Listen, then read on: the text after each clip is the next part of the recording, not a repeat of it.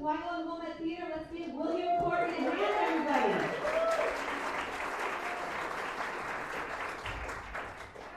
I'm Jen, and I love this event because we get to have conversations that are real and not edited after 2.5 minutes. In my life in the news world, we had to tell people's life story in 2 minutes or less. Everything's wrong back to you in 2 minutes or less.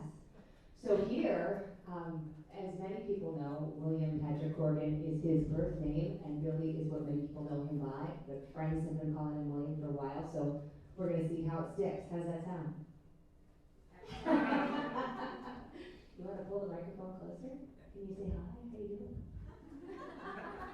How's it going? I'm fine. Yay. I have had the pleasure of having many conversations with William, and afterwards I thought, gosh, I wish we had recorded or more people could have gained from that wisdom, because there's a lot going on in this here talented human being, as many of you know. We were talking about intuition and creativity at a Cubs game, of all places, and then this is how this came to be. So I would like to know, and I've never asked you this before, but when you are writing and when you are in the creative mode, for me, I have to be close to water. It kind of comes through for me as a download when I'm close to water. I don't know why. For you, do you have something that kind of clicks you into that gear where it comes quickly? I mean, I heard you say that you wrote 1979 in like 20 or 30 minutes, like it came very quickly. So does that always happen for you if you do a certain thing, or does it just depend on the day and the night? What's your method? See? Okay, See. there you go. It's my luck.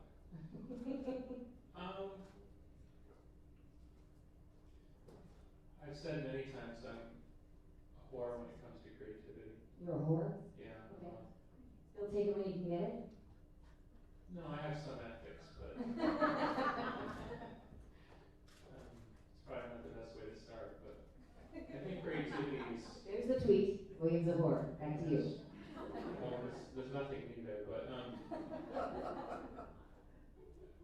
think creativity is really about opportunity, and I think that all you attach to it is ultimately going to be an impediment. So if you're standing in line at the 7-Eleven and you have a really great idea and you don't think it's important enough to write down or stop what you're doing, well, you're kind of sending a signal out to the universe that, you know, your priorities are. So, you know, for example, the opening riff on Cherry Rock on Siamese Dream came to me in a car going down Irving Park Road heading east. And to where we were at the time, I was a passenger, and where I had to get was about 25 minutes. And this is in the era before cell phones. And so I had to tell my friend, don't say anything. Because I felt something significant was happening and I didn't know what it was. Right. And I literally sat in the car for 25 minutes and went, because I was so scared I was going to lose this little lightning bolt. Right, right. So I think if you start with the premise that God is perfect without any asterisk or exception, and inspiration is, or at least the sense of inspiration is in our way of reflecting the Creator, if you believe in that kind of organization, then anything that comes between you and something that feels pure or is pure is your own BS. So when you say something like, I like to be near water to be creative, or that might be a preference. Sure. But if at some point you think, here I am standing in the desert, how am I going to write this chapter? That's you, that's not. Right. That's not divinity. Right. So. If God is perfect, how do you explain Donald Trump?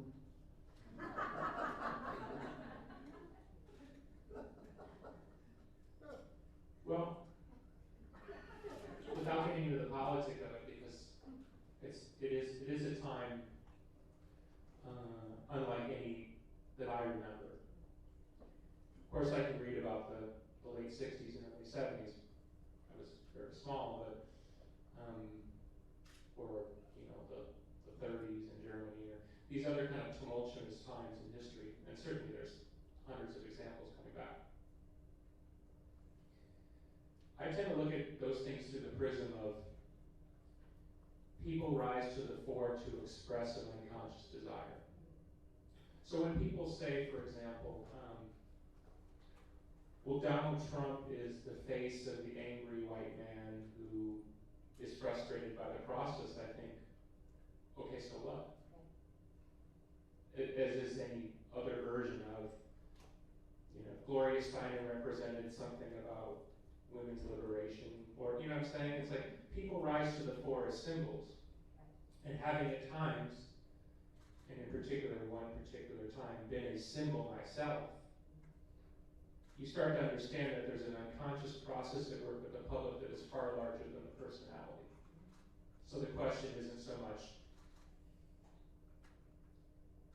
who Donald Trump is, but the world that made Donald Trump, and then by which particular prism you see a Donald Trump. Let me take someone who's a little less politically a flashpoint at the moment, who's the person generally considered right now to be the second person behind Trump, which is Cruz. I remember watching Cruz on the floor of the Senate filibustering what would become Obamacare. I think he filibustered for 26 hours. If you looked at the microcosm of press that went around the event, he was reviled, he's an idiot. How could you do such a stupid thing? This is going to haunt the Republicans. And here the guy, only a few years later, is in contention to be the president. So something he represented maybe is more important to people than what he actually did. And so when you get into the public mind, it's more about symbolic representation, which is why oftentimes when you see Trump supporters questioned by mainstream media, they say, I don't give a shit about whether he's right or wrong, or it's what he represents. And so he's giving voice to that. So you can spend all day trying to figure out a personality, but you're actually looking in the wrong direction. Right, because that happens in every generation, every decade probably. There's someone like a Trump that represents an idea. And look at who would have been considered politically appropriate in another time that would be considered total racist today. Right. Or, or as the great producer Flood once said, one man's meat is another man's snare drum. It's a musical thing. But the point is what sounds like a snare drum to one person sounds like a thuggy piece of meat to another. It's all in the eye of the beholder. Right. So I tend to look at those things more through the prism of the machinations of the public discourse and the unexpressed desires. Because no person, no human that I know, unless they're in the practice of, unless they're a guru or a spiritual master who's dedicated themselves to spiritual practice, no one I know can actually embody the projection. Speaking of gurus and spiritual masters, is there a particular person that you've read recently that you really resonated with? Whether it be someone of decades or thousands of years ago or someone more current? Well, lately I've been reading a lot of Hare Krishna related literature. And in the magical things that happen when you ask, is there something here for me to read or understand? I wrote my ex-girlfriend a letter, a man who actually grew up in Highland Park, just up the road where I live. Radhanath Swami, I think is his spiritual name. And unbeknownst to me, he actually gave a lecture in Highland Park this past May. I had no idea. Anyway, I bought a book by him. He wrote a book about how he went to India and became a wandering sadhu in 1970, which you can imagine at that time was probably pretty unusual. 19-year-old kid wandering through the forest in, a loincloth and a begging bowl. Anyway, so he became a Hare Krishna devotee. And I wrote her this letter of things that I wanted to address that reading his book made me think that we needed to sort of clear the air, more from my end than hers. And she wrote back and said, it's so funny, I'm reading the exact same book. It's pretty good. That's pretty And good. she lives in Australia, so it's pretty good. That's good. Other side of the world, right? Yeah. So again, truth. Let's take the Hare Krishna doctrine, or the Vedic idea. It's pantheistic to the sense of they believe there's only one God, and then all the other deities, whether it's Ganesh or Ram or whatever, are expressions of God. So there's nothing that I read as someone who's raised Catholic, there's nothing I read in the Vedic religion that is at odds with whether or not I believe in Jesus Christ, because then under that thinking, then there's many masters, and they're all leading you to the same Valhalla. So you, being raised Catholic, fan of Jesus Christ, you're also a fan of Buddha and a lot of other leaders, and the Beatles. And David Bowie. With that in mind, and seeing how so many people mess up and kill over religion, I mean, does it make you scared or do you just kind of want to move to Canada? I mean, like, right now, who do you think is doing it right? Where, if anywhere, on the globe, if you could choose anywhere? Because I remember we had a conversation, and you were like, "I'm moving to France," and then that was before the Paris attacks. But where do you think they got it right? Nowhere. Nowhere. Yeah. No, I think we've entered an age now where this is a global issue. If you believe in the conspiracy end of it, which is that there's a conscious move by the capitalist or the robber barons of the world, the gross capitalists, to turn our world into one big, shopping mall. Or Vicodin, apparently. A new study just showed that 80% of all workers in Indiana are hooked on prescription drugs, and that's just Indiana. So great. I don't know what that has to do with globalism. Yeah. Sorry, I got off Yeah, my little rant there. Go ahead, yes. We are all, it's a global issue. You were saying it's a global issue. Okay, so if you believe the conspiracy that we're being moved, some would say quite deliberately, towards a global system, and certainly recent treaties like the TPP or the new climate change, which used to be global warming, which used to be global cooling, whatever that agreement is called now. Thank you. If you believe in these ideas, then I think this is the manifestation of the global conversation, which is obviously at odds with the American hegemony that we sort of get to dictate how it all rolls. So, going back to a spiritual tangent, then this is really about, it's not about trigger words and safe spaces. Right. This is about who calls the shots and whether the tribal nature of humanity. For example, I'm a proto-lesbian feminist, or I'm a French nationalist, or I'm from Illinois. If you believe in tribalism, which is in many ways beyond race and is more a culture of choice, although some would argue with that, then what you're saying is that people are willingly going to set aside their tribal loyalty to get out of the way for somebody they don't know, who has a different belief system or system of justice or whatever. Now it's easier to put if you're a fan of Philadelphia Eagles, and you can understand why somebody fronts up on Sunday because they're wearing a jersey and their team's better than yours. Well, why is it going to be any different when the guy from Kurdistan thinks his way of life is better than yours? Right. So, from the spiritual quotient, it's going to be how do we align in a way that is progressive and not destructive? Because generally speaking, when humanity does come across these crisscross points of my way or your way, it gets violent. Right. And one only needs Gibbon's The History of the Roman Empire to see what I'm talking about, which maps out 1,000 years of, hey, Visigoths, get off my land. In fact, there was a thing on the BBC website the other day about how they just recently found a battlefield, a Roman battlefield. They knew of the battle because it had been written about in Julius Caesar's time. Where did they find the battle? In I think the Netherlands. Okay.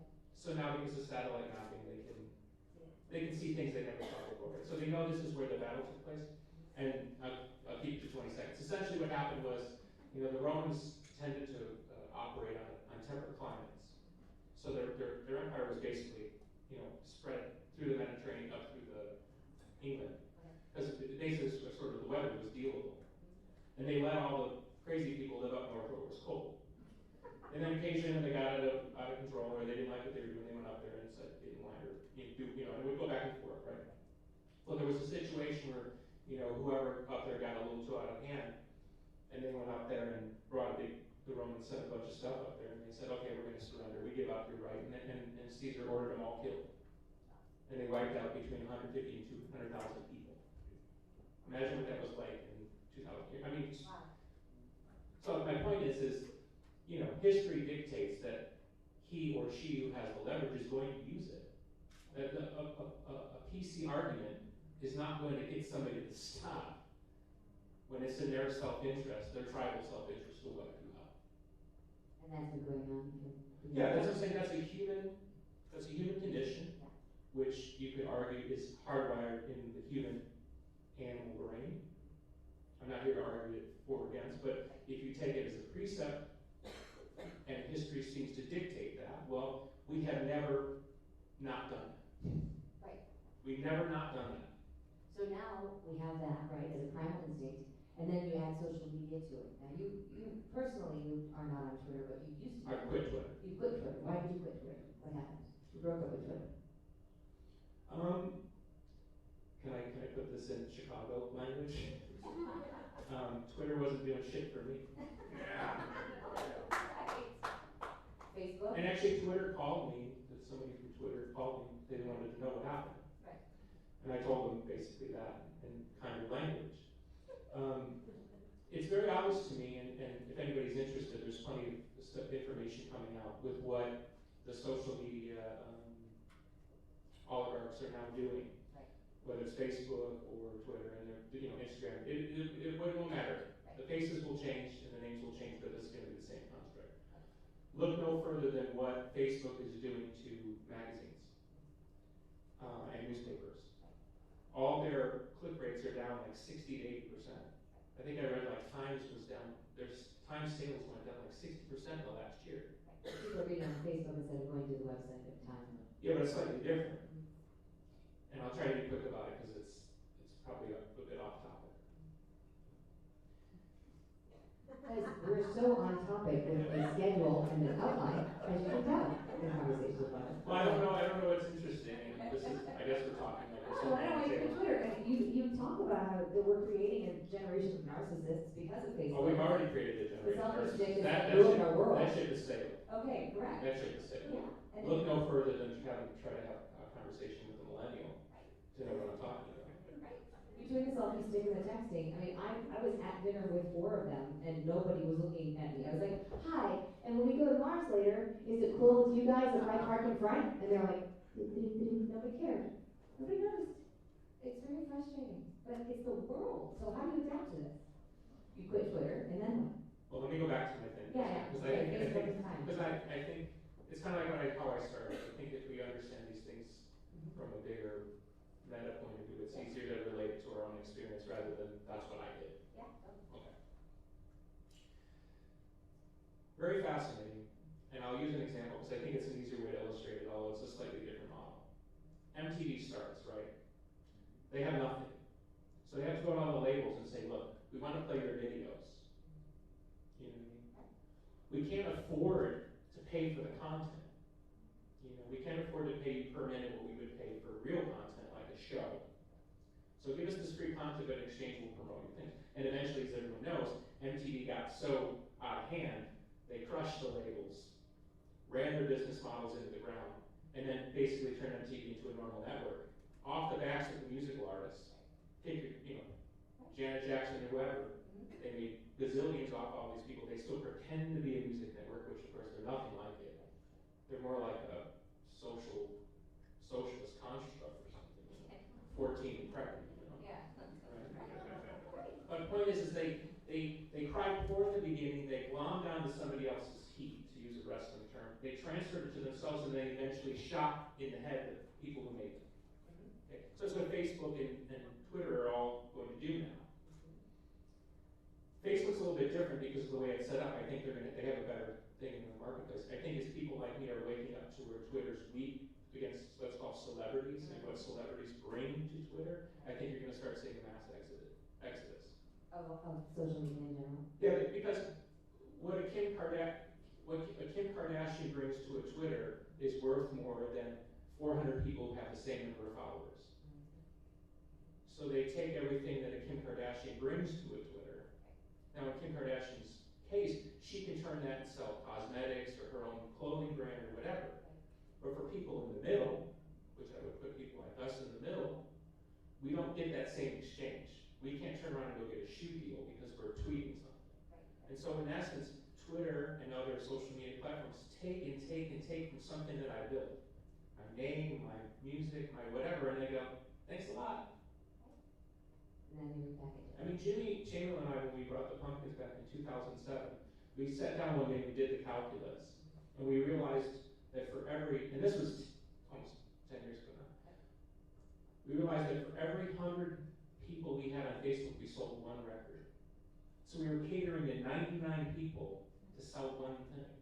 That is a really poor business exchange. Don't you think Anybody the who model has does, changed at all little since 2007 though? With the No. way the traction is now? No. You don't think so? no, because, and this is the last thing I'll say there, because it can get really boring really fast. No, we like it. I'm learning. I'll carry on. This is wonderful. Yeah. Smashing Pumpkins currently have 4 million likes on Facebook. But if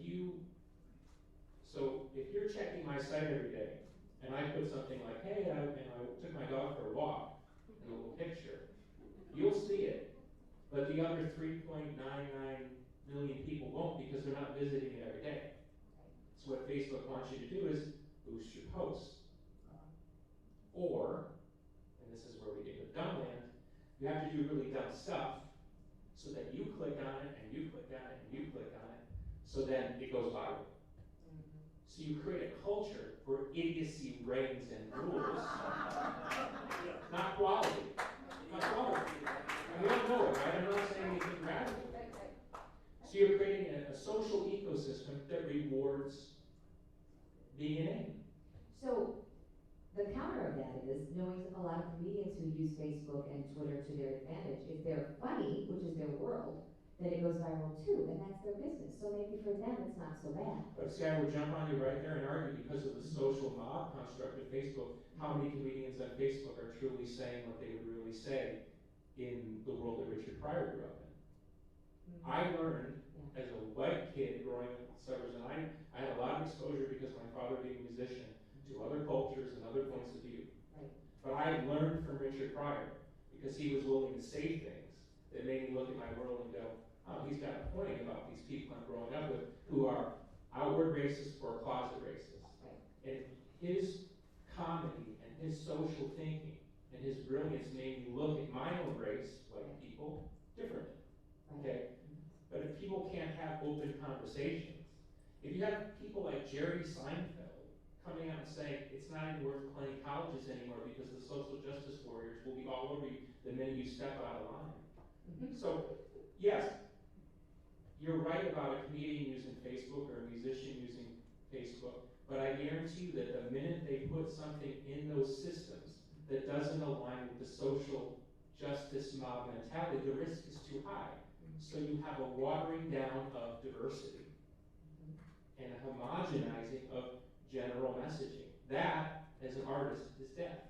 So are we then going to go back, so like people are going back to the general store, people are going back to their local community for shopping? Is it going to be something where we're just going to, like you said, more and more people are going to, it's going to be a mass exodus, and then what?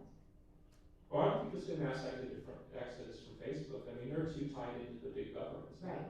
The But for other people, governments are literally in league with these big social media companies because they're mining the data. Right. Why do you think Mark Zuckerberg learned Chinese? Right. What happened to all this talk about the government this and the press that and that? That's all gone out the window. Right.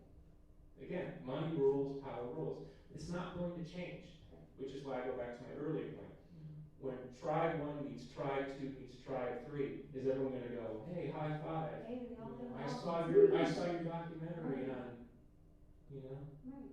Yeah. I doubt it. I'm cynical in that regard. It's like a documentary and video. And what I'm trying to say is, don't be fooled by things that are cuddly and fuzzy. And the social media construct is cuddly, fuzzy for a reason. You want the most amount of people engaging for the most amount of time. And if they're engaging in hollow debate, inflaming rhetoric about the candidate they don't like, that only serves a bigger master. Has nothing to do with democracy.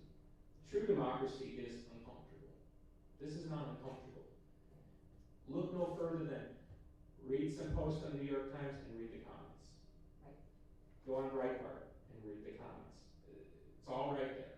It's all you need to know. So speaking of New York Times, we talked about before the desire to actually start our own news website because the news that you get, and having been in the news business for a long time, is so filtered down, watered down. It's the opinion of the writer, the editor. You're not really getting real news. You're getting what that person decided. Can I ask you a question? Yes, please. If you look at the mainstream news, and very general question, but you, like I do, open the paper or watch, a major network. How much of that news do you view as propagandized? 90%. Same number for me. 90%. And we come at media from two totally diametrically opposed points of view, right? Correct. And you grew up in a media family with your father. Right. Okay. So you have two people here who've been in public life for a very long time, and 90% is propaganda. Now the great thing is, most people, and I would assume most people here, already know that. So they are reading the news with a different level of discernment. But isn't it interesting that those who are propagandized not only are not stopping the propagandize, they're actually turning up the volume. Hence, so-and-so blasts so-and-so, and so-and-so rips so-and-so. Yeah. Because you have to double down on that rhetoric. Well, so now my question to you is, since we did start our own news network, and we're still willing to do it, if anybody out there would like to fund it, we're totally game for a conversation, so just bookmark that one. But a real network that gives real information that's not 90% propaganda, what is your daily routine in the morning when you get up? What are the websites that you go to? You drive, what do you do? I find that I read the mainstream websites because I want to see basically what's the marching orders. It is pretty fascinating to see the White House presses a button and how the mainstream media is literally verbatim, with very little questioning, factor that propaganda out. Maybe less in the past year, but still pretty high in the way that the White House can dictate the conversation. I think, I don't know. Drudge is good, but he's obviously right-leaning and or libertarian. I tried for a while to read more leftist stuff because I like diverse point of view. But I'm at a point now where I don't know if it's the salons of the world, so I just can't read it. Yeah. And because I feel my intelligence is being insulted. And maybe that's just where I am politically at this point in my life. I just can't have my intelligence insulted.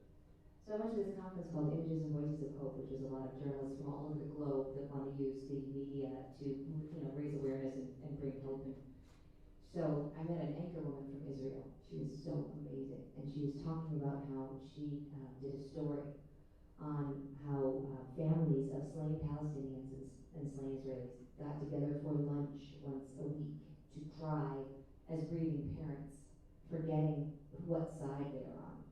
And she did this story and wanted to go back and do more. And first of all, her news director, even in Israel they have these issues. He's like, hope doesn't sell, death sells.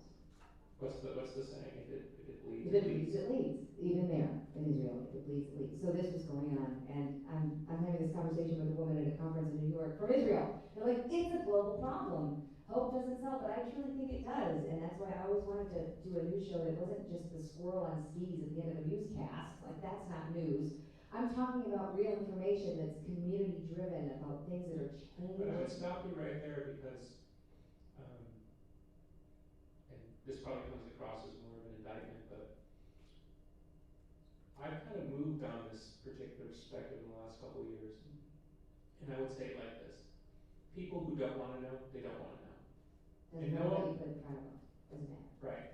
Okay. Being an avenger for the truth is kind of a waste of time. Because they're going to put their head in the sand anyway?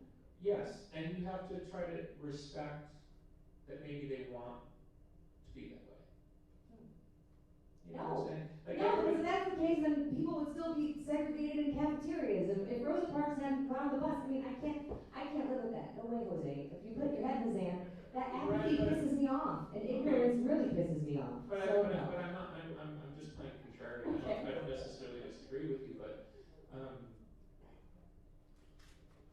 the social justice thing. Right.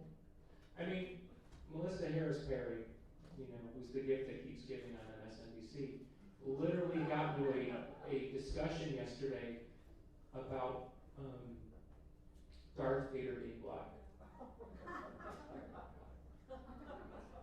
But how when he's a good guy when the mask is off, he's white. Now I'm just paraphrasing what I actually watched the clip. I try not to just read what's written. I try to Watch the clip. I try to watch the clip. Yeah. And when you're down into why is Darth Vader black, and Right. that I can't roll with that. No, I can't roll with that. I get it. But if you keep playing the lowest common denominator, we're going to raise morons, and nobody's going to get anywhere. Well, but we seem to be doing a plenty good job of raising morons. Social justice warriors are not. Right. So my point is if something is ineffective, if the world doesn't reflect the world that you think it should, in the way that you think it should, you're probably doing something wrong. And it's very easy to attack the human condition. Right. But life's very hard. Life's very difficult. I have much more empathy than I did as a young man for what my family went through. And is that from just maturity and age, or what do you think? No, it's realizing that their lives were fucking hard. Yeah. Right. Whether it was disease or insanity or grandma had, cataracts or whatever. I mean, their lives were fucking hard. And I'm willing to guess that many people here know what I'm talking about. Yeah. Families struggle, people struggle. It is like one of those John Steinbeck novels, where it's just the mountains seem to really high for most people. They just don't have the strength. They actually have the courage, but they don't have the strength and the stamina. Mm-hmm. And now, more than ever, you have incredible detours to take you off of, the march up the hill. Right. There's no end to things you can click on. And now come the sex robots. That's the new thing that's starting to trend is, Robots that have sex? yes. I missed that on George. What? Yes, there's a growing discussion about there's two growing discussions about robotics. Okay. One is their sexual application, because there's obviously a lot of money there, Right. and what is the morality of all that. And the other side is the militarization of robots. And then maybe the third discussion would be how robots are going to replace the people out in front of McDonald's saying they want higher wages. McDonald's is going to put in robot hamburger makers. They already have them. And that's the end of that discussion. Okay. So, but back to the sex robots. Sorry, I don't know. That just sounds like such a good line to say. I don't know where I was going with all that. But what I'm saying is you're quickly getting into this dystopic type of, Charlton Heston in Omega Man,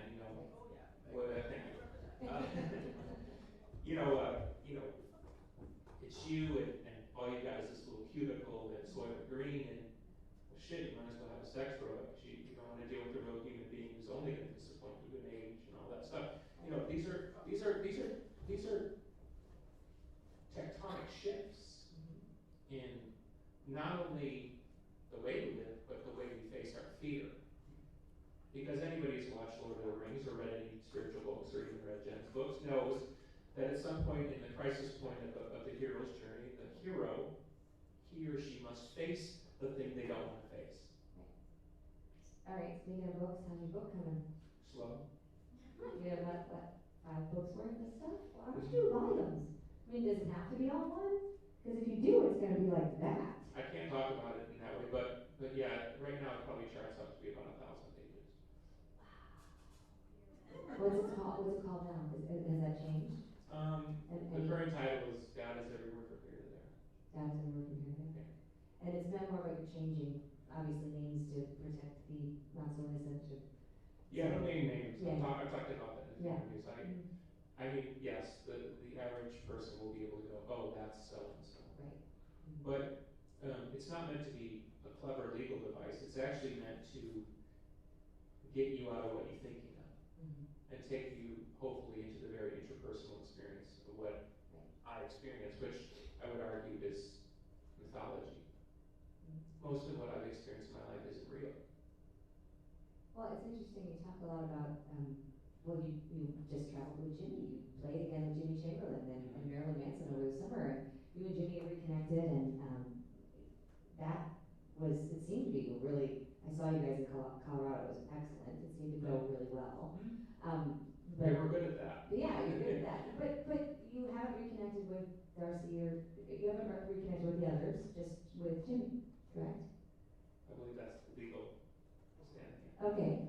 Do you think it's time for a reunion with the original? Are you really asking me this question? Can you believe it? I don't think it makes sense, personally, but everybody wants to know that for some reason, because that's so not who you are now. And so I guess the question would be then, would it make sense to sit down and have tea with either of them? Because you spend so much time together, would you want to know who they are now? I guess that's a better question. Would you want to know who they are now? But I know who they are. You do? Yes, and they know who I am.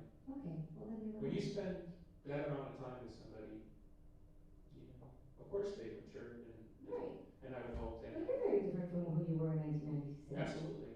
And so they probably are as well. Yeah, but that's not as beside the point. Okay. But Jimmy, he's doing a lot of technical stuff now. Does he want to play with you again? Are you guys going to do anything together? You, Jeff and Jimmy? You, Marilyn, Jeff and Jimmy? Yeah, we talked about it.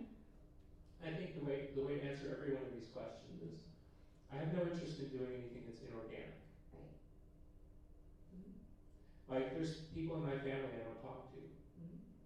They don't want to talk to me, I don't want to talk to them. If they were laying on the side of the road, I would stop my car and put them in the car and take them to the hospital. But we don't send Christmas cards to each other. There's no relationship. Right. And so, when you're talking about the natural human instinct to want to find forgiveness and to heal a relationship, I think that never ends.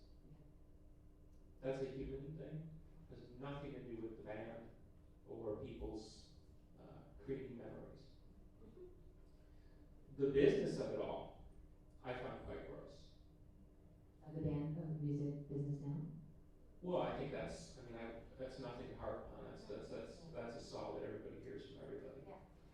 But I don't think people rarely get out of those things what they think they're going to get. Because when a relationship breaks, and I would take it back more to something that you've experienced in your family life or your romantic life. When a relationship breaks, there are times that it's not going to get any better. It was what it was for what it was, and underneath a particular set of circumstances.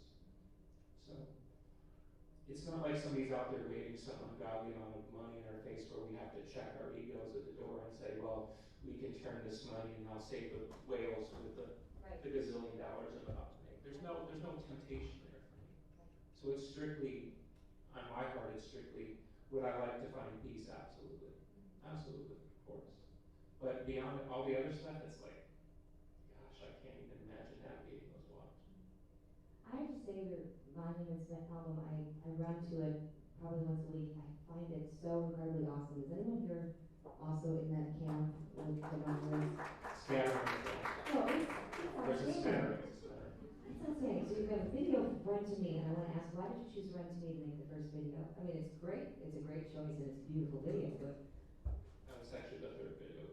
The third? Yeah. It's the third? Yeah, there was Where are the other two? See, this is social media right here. Right there. And she's my friend. I know. Well, you and Rachel. No, but I'm saying, it's the tree falls in the forest. Right. You know what I'm Okay. saying? So what were the Things first happen, two? things happen, they don't exist because people don't come in contact. Because yeah, okay. So what were the other two? Please remind me. Being Beige was the first. Okay. And then, we did one for, German Fight. I love Jenniffer. Okay.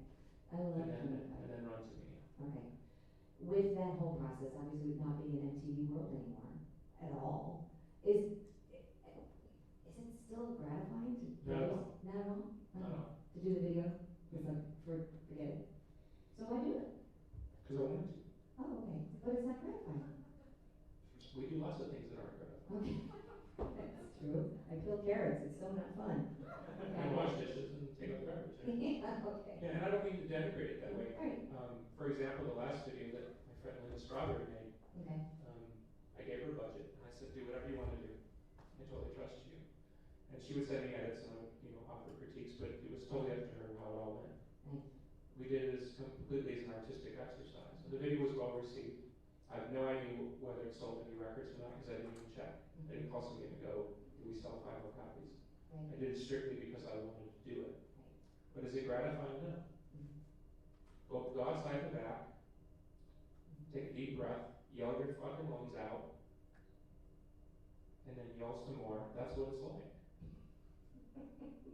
My point is, and this is slightly personal, but I didn't get into the business that I got into to scream into an empty alley and have no one respond. Right.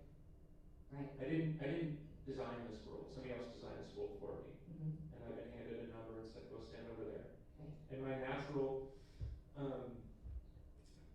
Eastern European gypsy spirit wants to kick everyone in the head in response. But it's not an effective strategy anymore.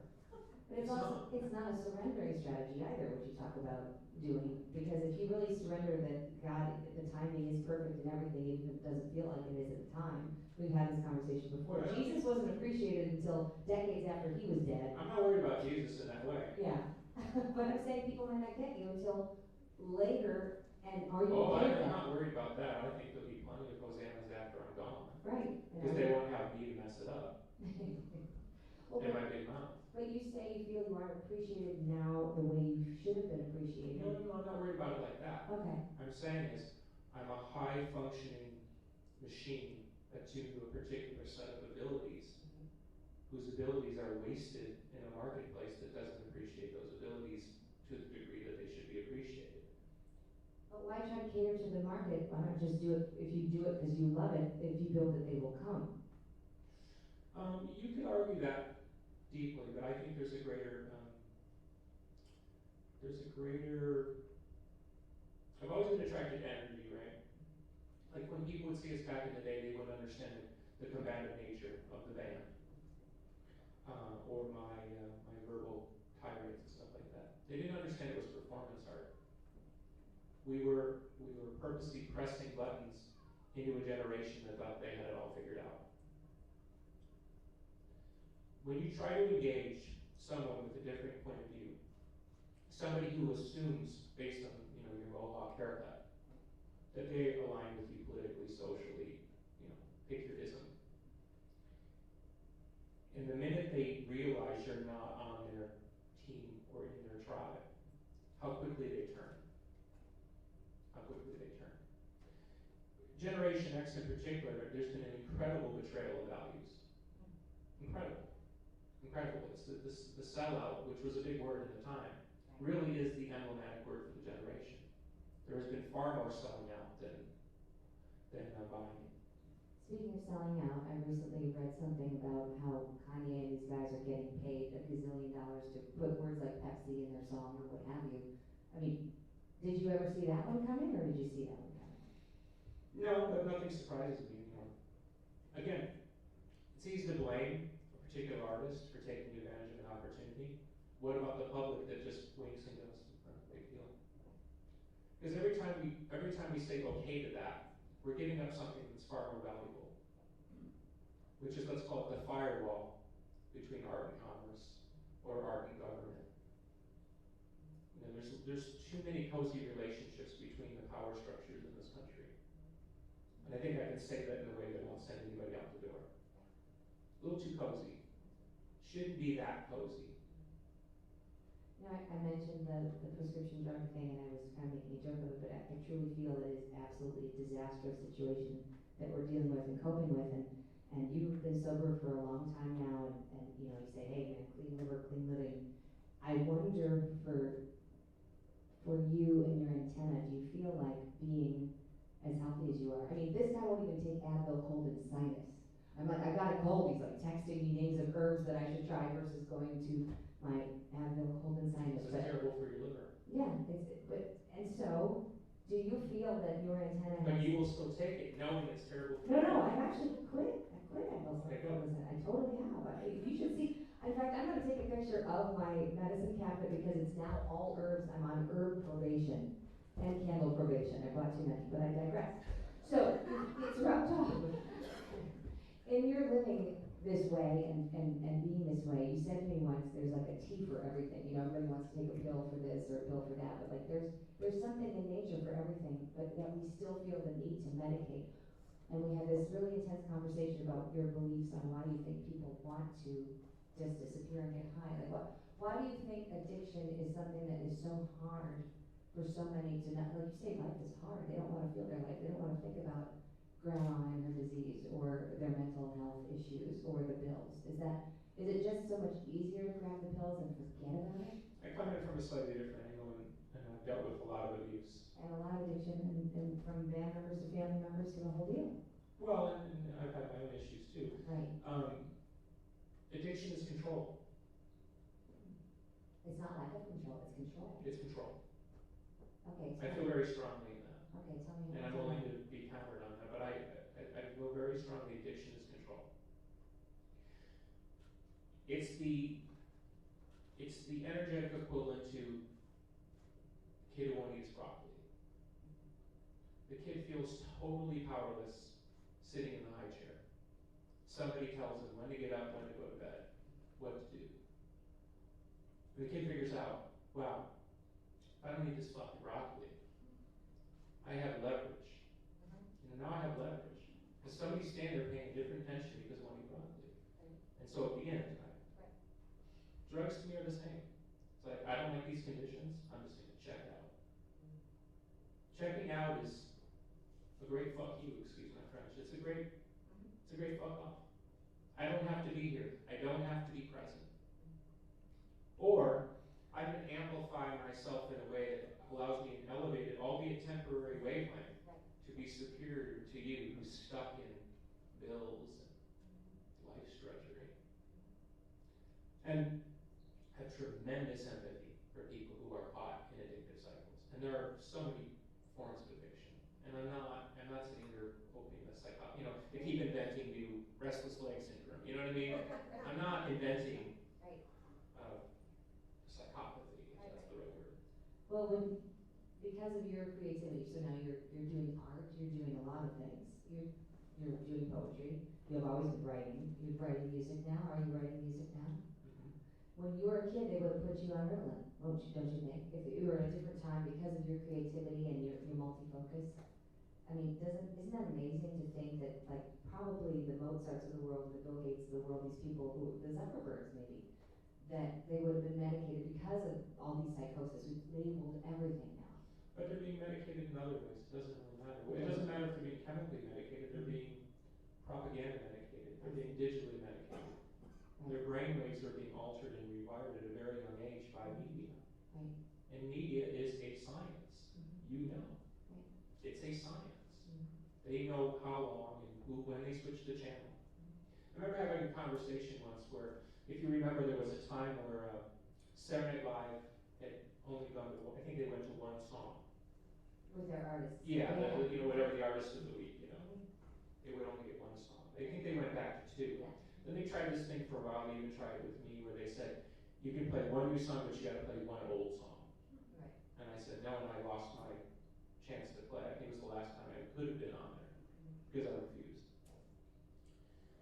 So when I asked somebody, why all the hate on music, they said because the minute music comes on, people turn the channel. Wow. They had the data. That simple. They know if they put a music artist on, they are going to lose X amount of viewers. They know. So again, it rewards controversial. What's so and so going to do? 3 adjectives to describe you. Provocative? No. No? I'm even provocative. Yeah. Highly talented. That's our weakness too. Okay. Give me one. What's an adjective that somebody that really knows you? Erudite. Erudite. Okay. That's good. That'll be on the headstone. You guys okay with that? If I can afford it. Are you writing music now? You asked me that, yes. I know, you said yes. Okay, so when can we expect some new music from you? Don't know. Okay. There's no timeline, there's no hovering, there's no deadline. Yeah. This is dangerous ground for me, this subject. Yeah? Because it's a shift for you?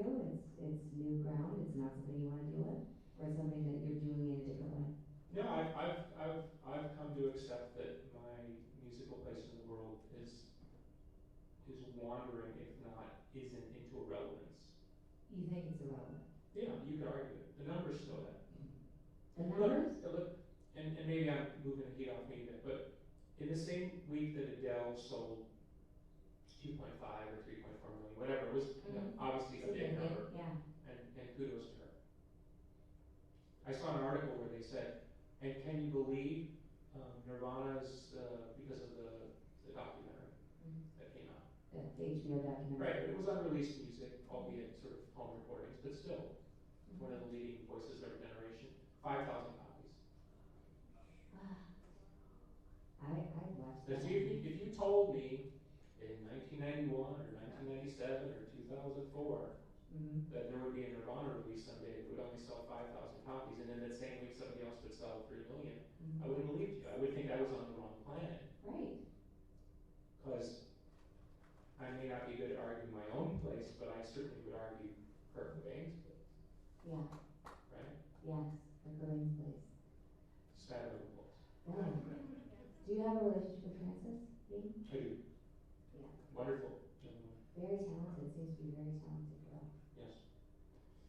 Beautiful, beautiful soul. Beautiful soul. Well, you guys used to have a Twitter relationship, so now I guess it has to be an actual relationship. Well, that was a bit of a chimera because it's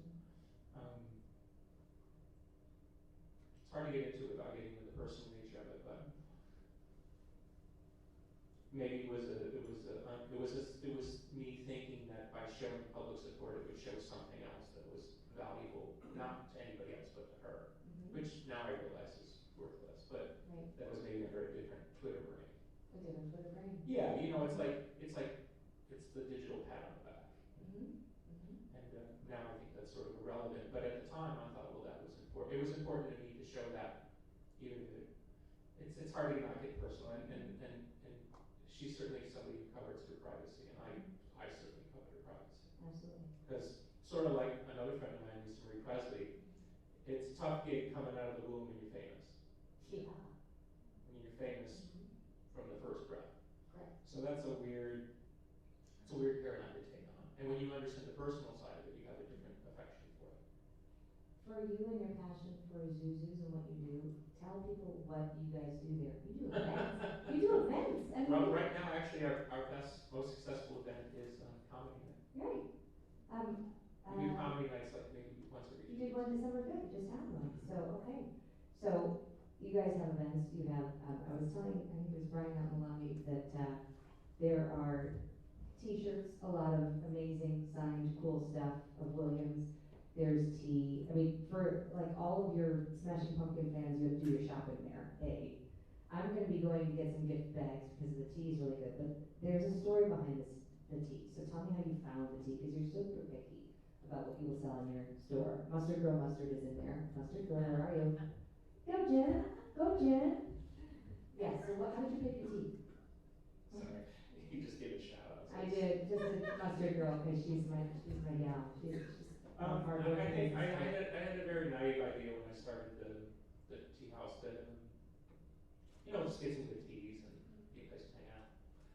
And, it was fine, but through Manpower I met Rod Marcus from Rare Tea Cellar, who's kind of the tea version of a sommelier. Yeah.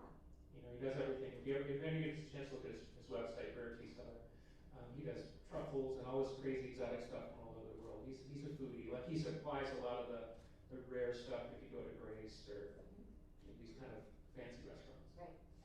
So Rod turned me on to this totally other level of tea, like the 58 Les Paul version of tea. Like, wow, I thought tea went this high, and actually it was like way up here. And so he totally changed what the business meant. And once I saw that, then I invested a lot more in the whole idea of it, because now I was getting in bed with something that was far more valuable. Right. Speaking of valuable, what can we all do? So if everybody leaves here, right, and there's something that they can do to better the vibration, better the planet, whatever it might be, like a little bit of something, whether it's buy organic honey or something. What would you suggest that they try to do? Filter their water. Don't take Advil cold and sinus. Nobody gets sued by Advil. But whatever, you know what I'm saying? Something that you've noticed, a big change in your life because you do this every day.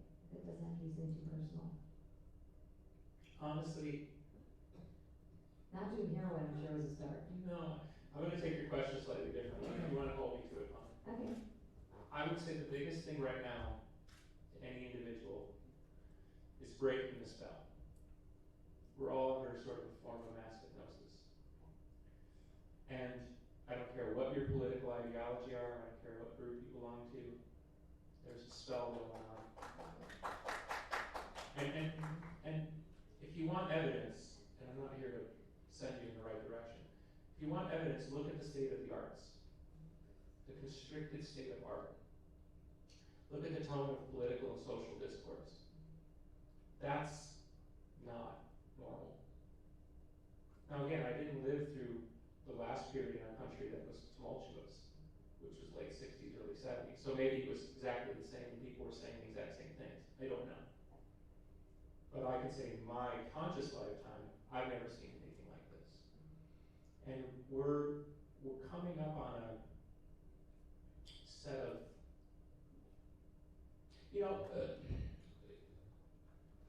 this is sensitive, so I'm going to try to dance through this, right? When you see something that's truly horrific, like for example, when I saw what happened in Paris, I played that stage, I played thousands of stages like it. I know that feeling, maybe too intimately. I know that fear. And then you put yourself in that spot and you grieve for the innocent people, and we all go through that in our own way. And I'm not trying to say you have to, I'm speaking about my own version. It's not that as incredible and wow. It's when we click back to, well, I can only handle so much of this, and you're back watching South Park or something, you know what I mean? At some point you have to click the channel. You just have to. You have to go back to, I gotta let the dogs outside, the cats want some food. You have to, you know what I'm saying? So,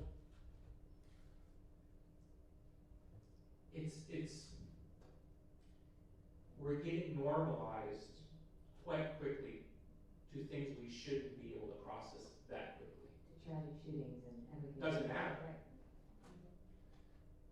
When you saw with what happened in San Bernardino, another war, when you saw people spinning out political narratives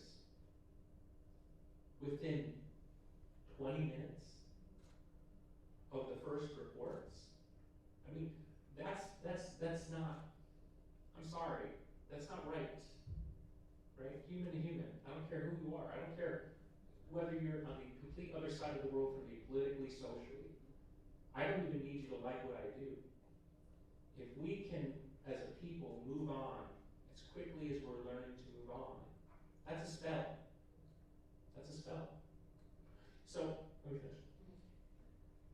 But at some point, you're not going to be able to do that anymore. You just said that people put their head in the sand and they kind of want to put their head in the sand. That's what I'm trying to tell you. Yeah, so you're saying. No, I'm saying at some point, it's like when there's a social progression, right or wrong, it doesn't resolve like a chord at the end of a song until it gets what it wants, or until it's smashed to pieces. Does it make sense to everybody what I'm saying? Okay, so we've consciously or unconsciously, right or wrong, engaged a set of things in motion. Okay, now they're going to play out, right or wrong. And like a manager once said to me, as managers love all these kind of things they tell you. Water finds its level. Water runs, So the point is whatever is the level of these movements, integration of new political and social ideologies, races, the changing face of America, the da-da-da-da-da, I don't care what it is, the changing face of art, the changing face of media. People are clicking off network television like never before, and now everything's on the iPad, and da-da-da-da-da, right? This is all hurtling forward at a speed and a rapidity with a rapacious kind of commercial nature that isn't taking into account that people are going to get kicked to the side. And at some point, there has has to be a resolution. That, as a musician, I know. The chord, that chord may not come until you and I are in the ground. But it's going to come. History shows that at some point, the war ends. People go home. People bury their dead. People grieve. People get what they want. But until that happens, it's chaos. And we're in it now. So when you say, what do you do? I would say the most valuable thing before you do anything is to achieve a sentient consciousness that allows you to process this information as real. I'll pick something that's simple to me and might be offensive to someone else. I believe it was George Bush, and Obama continued it, so you're talking about a Republican and Democratic. They don't allow photos of the dead coming home. It was an American tradition that they allowed people to go out to Langley or whatever, and the caskets with the flags on them, they'd shoot the picture. And Bush cut that, and Obama's continued it. They don't let them take pictures. Why? Right. Because they don't want you seeing that fucking picture Of the dead. Because it's inconvenient to X or Y. Right. Or it shows that. Multiply it that doesn't times happen. infinity, Right. and that's the world you're living in. A controlled frame. Now, most people, I would argue, and I believe at this point in my life, want to be in that frame. I've given up trying to kick them out of it. Let them have it. Okay. I'm not going to be the one that's going to wake them out of the trance. But you might wake some up. And you don't think it's No. worth to just try to crack a few out? No? I'm doing all I can do to just hold myself together. Right. I have a better chance of helping my brothers and sisters in the world if I have myself intact. Right. But if I'm throwing myself around trying to hashtag this cause and win this fight and Right. stare down this phantom digital enemy, No.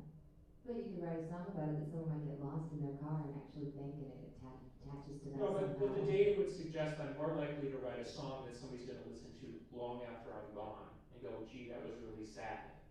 But that's data. Maybe. Okay, well that's Maybe God will intervene and the right person will hear it and but they I'm should arguing know it. that's probably more the business I'm in now. Right. There's an incredible painter, and I probably always say his name wrong. His name was Otto Dix. D-I-X. Yeah. Okay? Maybe it's Dix. Otto Dix. Okay. We'll remember. And I'm probably wrong because I have a way of conflating information. Okay. But as memory goes, Otto Dix was a German, sort of like an edgy German painter, who started painting what was going on in Germany before it went on. Meaning before people went, ugh. Right? Most people don't realize that in 1934, and I'm probably getting the people wrong, but prominent Jewish leadership put ads in Variety in 1934 saying they're killing the Jews or they're beating the Jews or whatever. They were doing experiments on a lot of the children at that time too. Well, the first thing, the Nazis killed the gypsies first and then they killed the artists. Right. Right? And there's a reason they killed the artists. And then they, You can do the math on the that. special needs children, killed them as well. Sorry, right. They killed sorry. Yeah. I'm correcting myself. Yeah. They killed the gypsies first, then they killed the special needs people, and then the artists. and then if you saw yesterday, there was an article about how ISIS is now killing the special needs children. Mhm. Yeah. Shocking parallel how that all works. Mhm. Okay. Back to my rally. 1930. So, it's very easy to look at a painting of Otto Dietz from 1928 or 1932, and again, I hope I'm not wrong, Mhm. but this is my memory, and go, gee, he was painting what was going to happen. And nobody was listening because they didn't want to listen. Now you look and go, duh, there it is. It's like. Right. Well, it's like the creators of Homeland show on Showtime. I just read an article by the showrunner of that show, and he was flying to Europe to tape the season finale on the day of the Paris attacks, and that had happened in one of the show. I mean, this had happened in the season of Homeland. They filmed But I it argue before. something with you, right? Do you think that? I would argue that most people, at least the people that I know and I see and experience, and I certainly experience a lot of people, are incapable of processing that kind of data in real time. So if they're capable of processing it in real time, I don't think they're going to process it a week later. So if you're making contemporaneous art, chances are you're going to fly right by the ears of just about everybody that comes in contact with it because it won't seem relevant. Big Bang Theory is much more relevant to the cutesy, cuddly, onesie world they're living in than the world I'm living in. Now, a therapist or a psychologist or a mind like that might say that I'm living in a fun house of my own making. That may be true. I tend to think I've got history on my side to say we're into something that tends to go south. Because you have an entrenched set of things going on. Right. It's not like volleyball, like, hey, what about this? Hey. Yeah, your turn. Whoa, don't spike it. No, this is way more dangerous. Yes. Yes. Okay, can I ask you a really light question now? It's impossible now. What's your favorite Christmas song?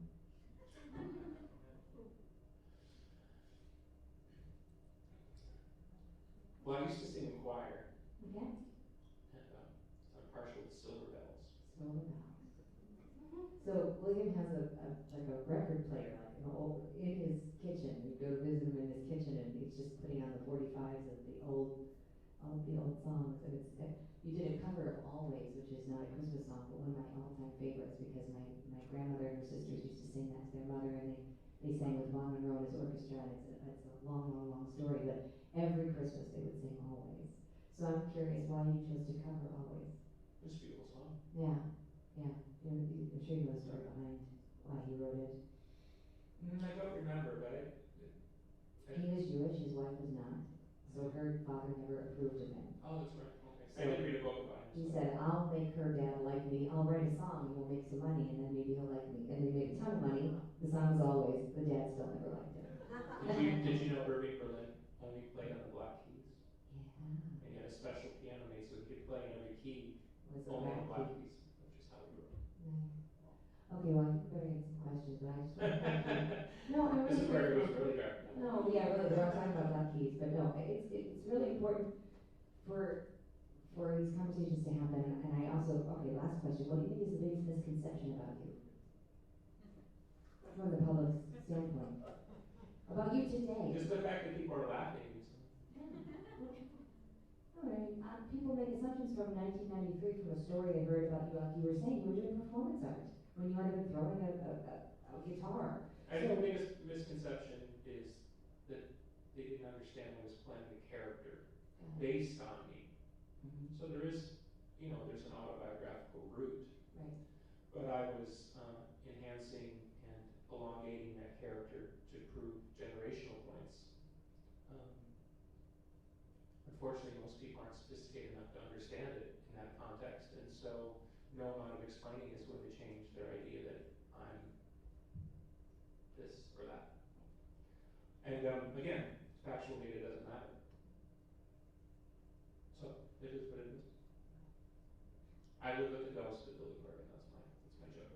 The ghost of Billy Corgan. Yes, I live with the ghost of Billy When Corgan. he's haunting your house. Well, I collect the checks of the ghost of Billy Corgan. The ghost of Billy Corgan did pay for the mansion on the lake. There you go. Thank you, ghost of Billy Corgan. We like that ghost of Billy Corgan.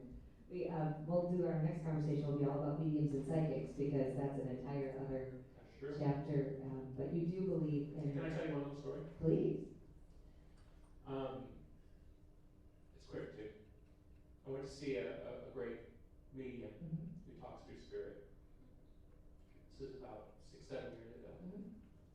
And I had the title of my book in my head.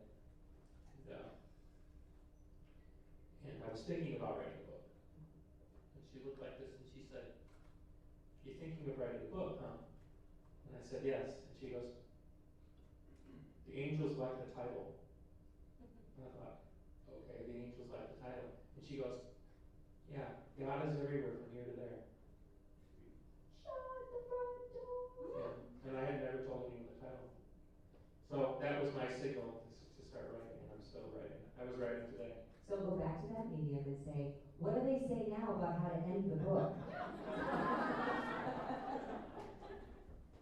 I'm looking for the happy ending, so it's going to take a while. Okay. To be continued. Why That's don't you right. say wait? Q&A. All right, Q&A. Who would like to ask a question, please? Raise your hand. I was the first one that we're right up here. Hold on. All right. I just want to say that in my reality, really, Corgan is a genius. In his reality, you're a genius. Nice. Good start. I can still hear you. But in 1993, I had an experience where I just experienced love and heartbreak and all that stuff. And it was the first time I heard Space Boy and Moving Off the Siamese Dream. To me, one of the best albums ever made.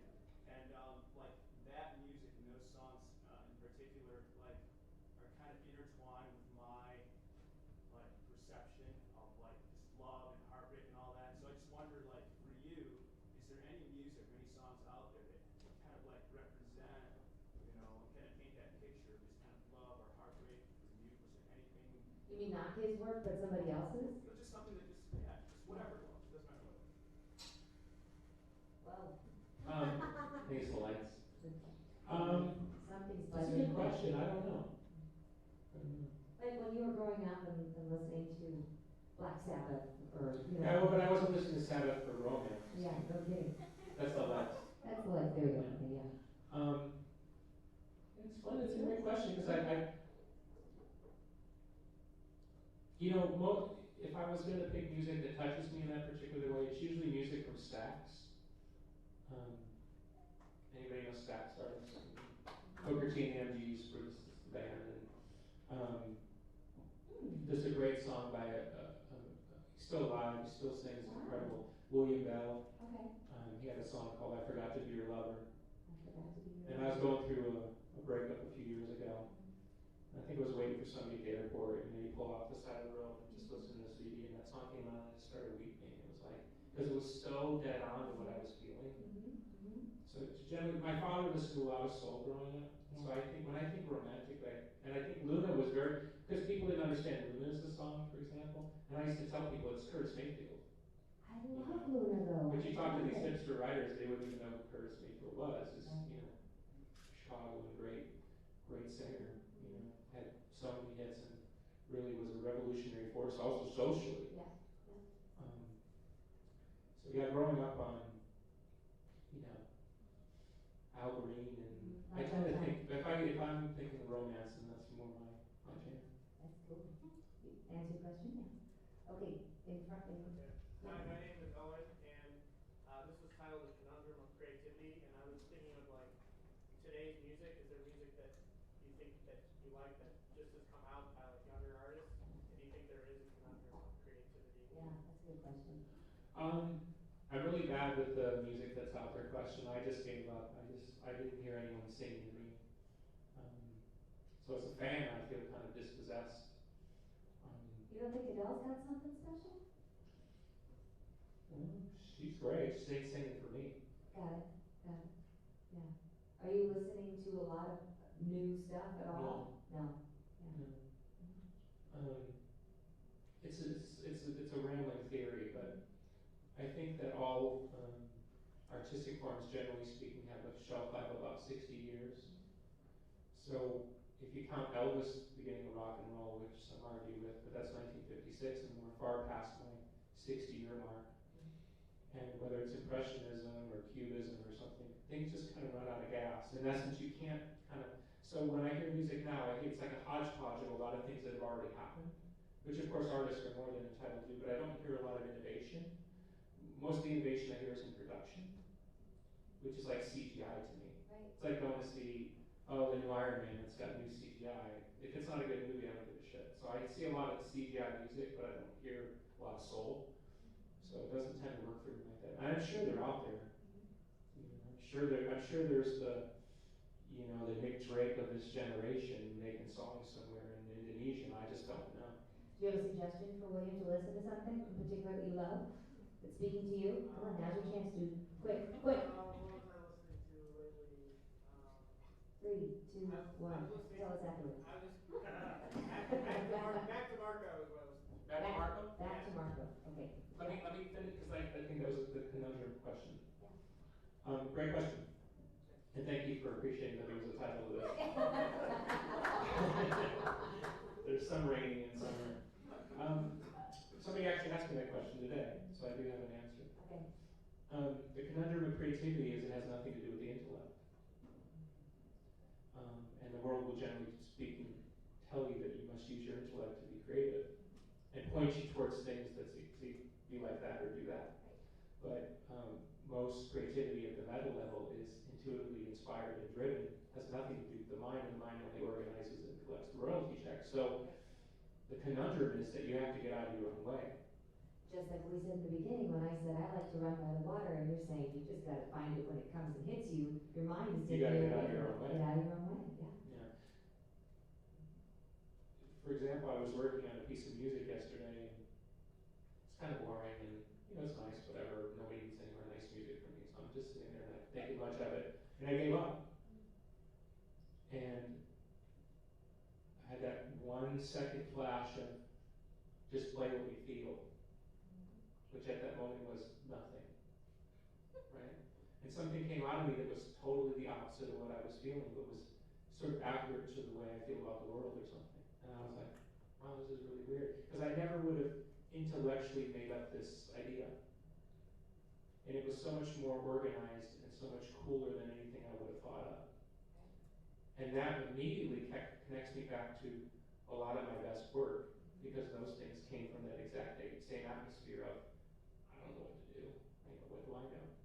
And there's a higher mind at work that if you let it come through, it'll come through. And most people do have access to that higher mind, they just don't have the skill set to learn to trust it. I've said many times, probably the greatest moment in my life was letting myself write a bad song.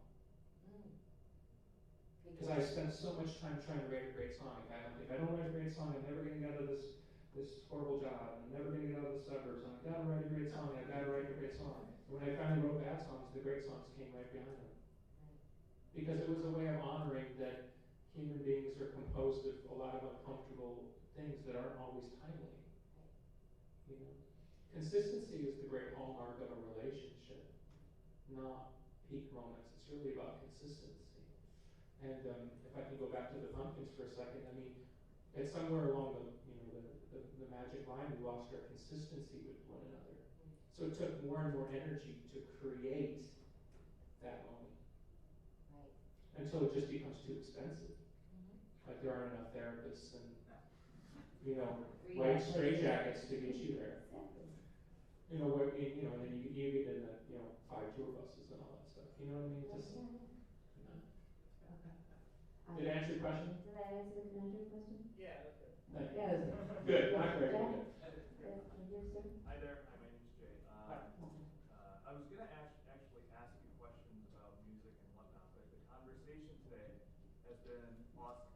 Because you've actually hit on points that I wish more people would hit on. So I want to ask you a question that has nothing to do with music. I just want to make a point. So I'm a physician, I'm in healthcare, and what you're saying about the world today from an artistic standpoint is exactly the same from a scientific standpoint.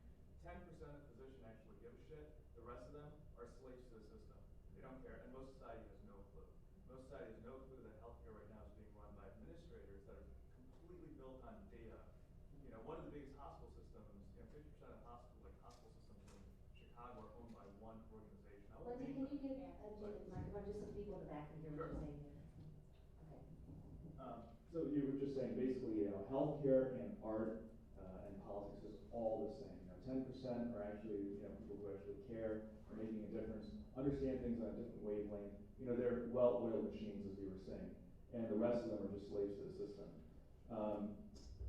So the left side of the brain and the right side of the brain are exactly the same, which is odd, right? They're both slaves to the system. So I completely agree with you, and I'm glad you brought that point. So my point, though, my question to you then is, you brought up a lot of references about, obviously, the world we live in, some of the shootings, those kind of things, and some of the correlations between the direction we're headed and exactly what we saw in World War II with Nazis. I kind of feel we're already in World War III. What do you think?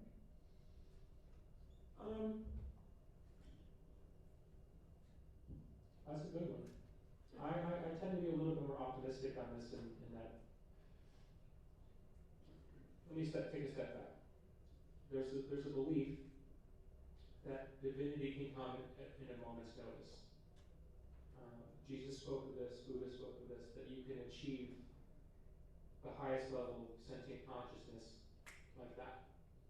There's no 57 things you have to do. So what that says is, if we trust the master's teachings,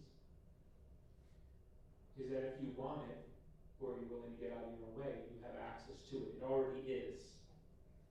Okay.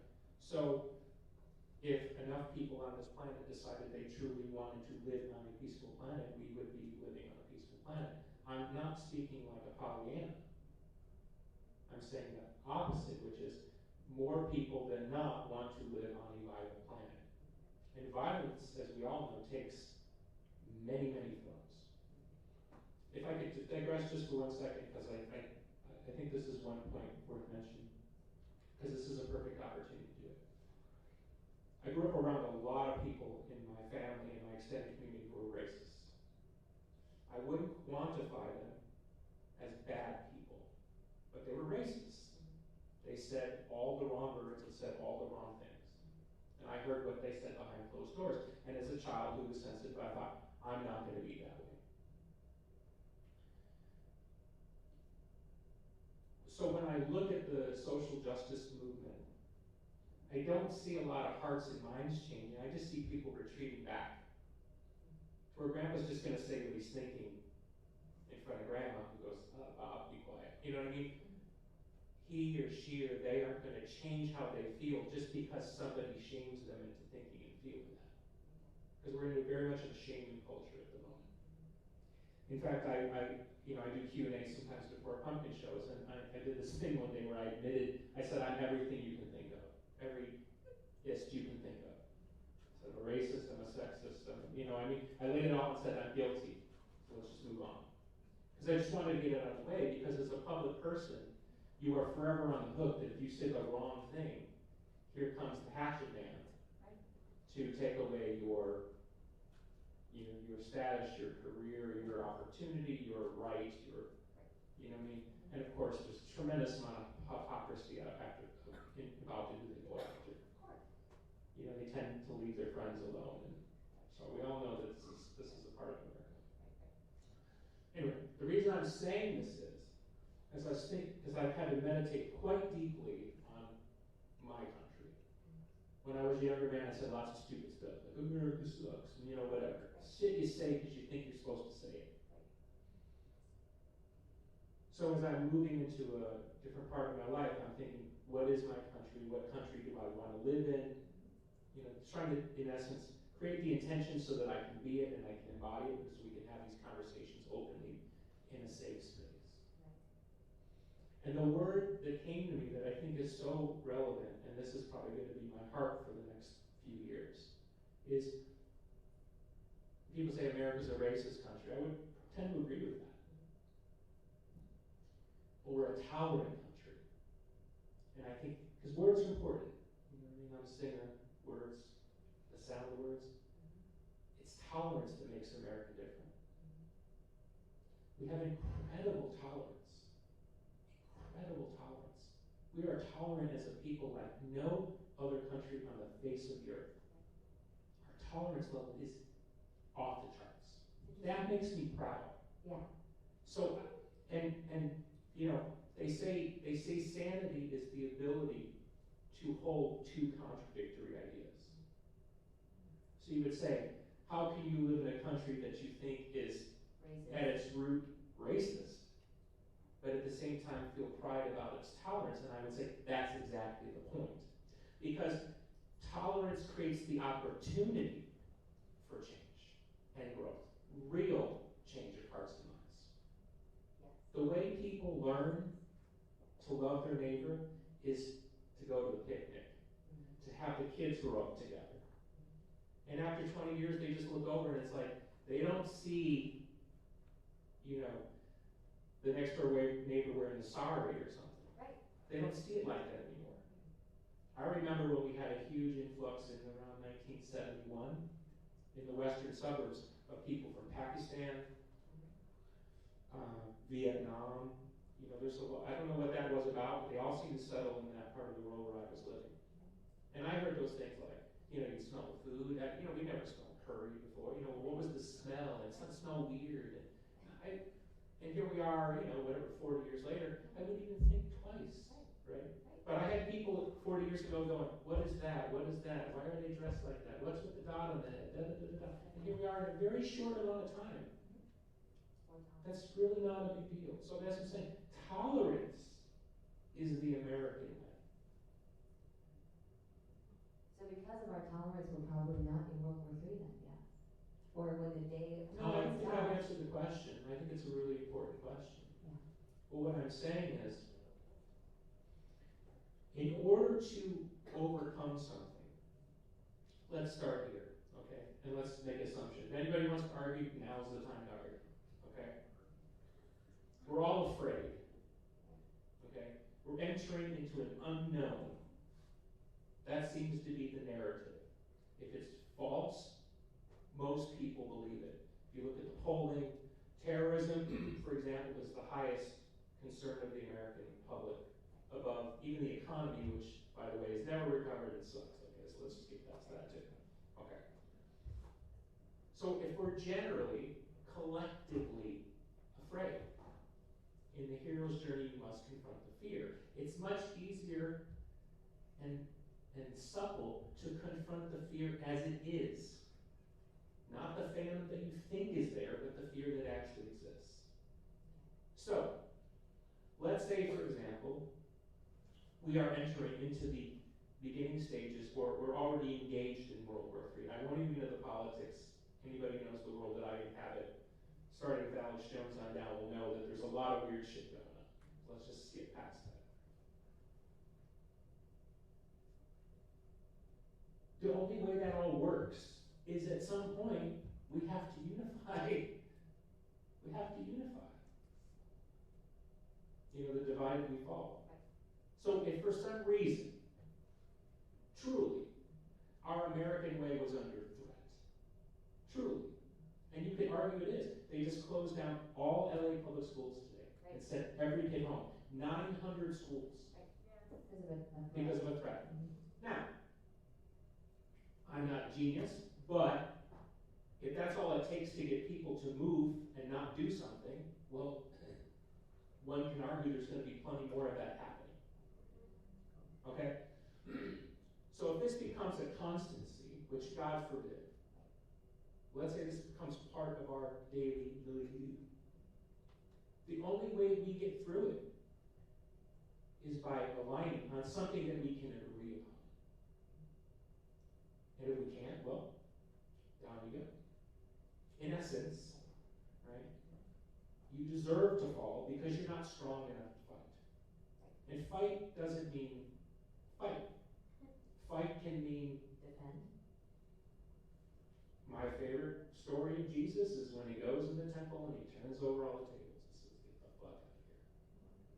Probably didn't say fuck, but he probably said Okay. Maybe he did. You don't know. You weren't there. I wasn't there.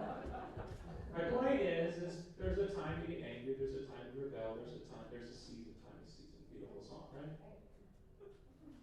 Well, we're entering a season where this only goes right if we figure something out that we can agree upon.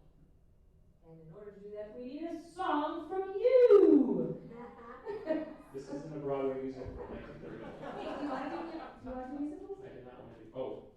Huh? Do you want to write a You're going to ask me to play a song. No, do you want to write a musical? Yes, I've had conversations. Okay, good to know. Yeah, that's exciting. See, alright, got that. Can you pick the next? We need a. Pick a hand. We need to Lighten get, it up. not to be an is, but we need to get on late. We've had 3 minutes. Yes, there's ladies over here. Is that you? Hi. I want to switch it up with all the negativity news with ISIS and the crisis in the Middle East with the Syrian refugees trying to look for a home. I started to think about what can I do as an individual, so some of the things I've done is volunteer. I know you work strongly with the veterans, supporting the veterans organizations. But just for you, Billy, do you meditate on a daily basis? And what are you most grateful for? I don't meditate on a daily basis, but I should. And as far as gratitude, I'm so grateful for this opportunity. I'm grateful you're here. Thank you. Talk to us. Thank you. Thank you. It's a great honor to be in the artistic space. It's a great honor. And that is something the younger version of me could not appreciate, because I was so intent on making my point. My point was more important to me than gratitude. And I can tell you, the point without the gratitude don't work. Because at some point you just turn into peace barn. And when did the connect to the gratitude and the talent really kind of go like a filament for you, like always on a groove? I don't think I'm totally there yet. Okay. In moments, things like that. Because, and I'm saying this amongst friends, public life is just, it's not fair. It's not fair. I read something in the horrible death of Scott Whelan. I was reading some of the media that was come out, and in one of the obituaries they were criticizing me. You wrote a great post. It had nothing to do with what I wrote. Yeah. Oh, really? Just cause? I just dragged my name in because I was a convenient piece to make a point. And you're like, wow, I can't even read this young man's obituary without taking a shot to the head. It's weird, You're not going to find empathy or sympathy in the public when you say, oh, it's too hard. So I try to avoid that topic publicly. But it's hard to not get caught up in, well, if I got what I should have gotten, I wouldn't be standing here, I'd be standing there. And if I was standing there, But when you read the career path of almost anybody that you respect, it's literally the same script. It's uncanny. America particularly has a fascination for comebacks. The comebacks, as we know in wrestling, don't work until the person's on their knees. So there seems to be this weird grinding thing that happens. I'd like to think I'm on the other side of that, but it's hard to say. Great questions. Thank you very much. All right, take the next one. Oh, man, I can't see. Right here on the aisle, I see a hand. There, lady. And then we'll go to the back. And then somebody tell me what time it is because we're going to get kicked out of here.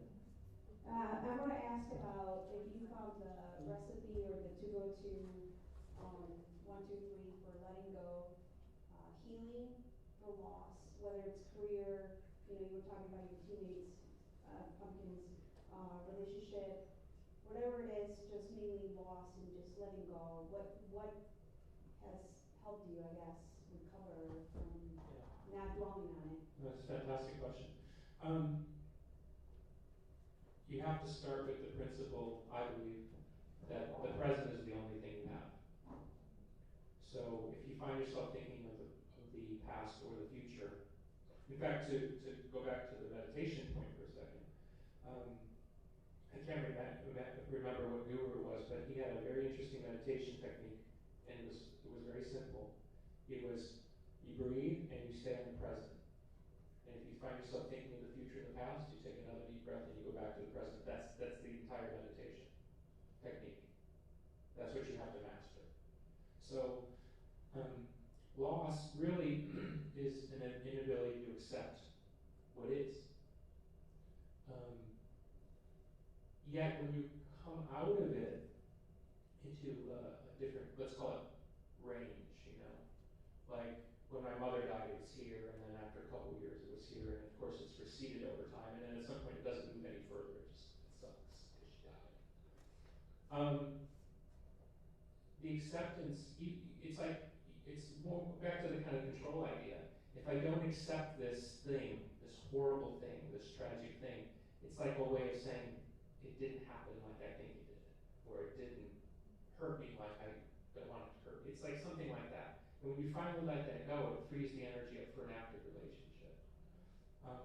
I think the critical thing with loss is accepting that the relationship that you have, whatever it is, to yourself, to the world, to the deceased, a lost love or something, that it's probably in its proper organic state.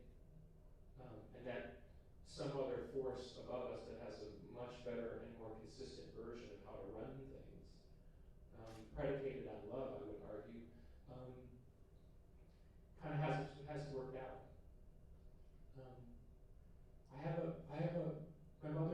My mother actually, what's today's date? The 15th. My mother passed away, I think, around the 7th of 1996. Yeah.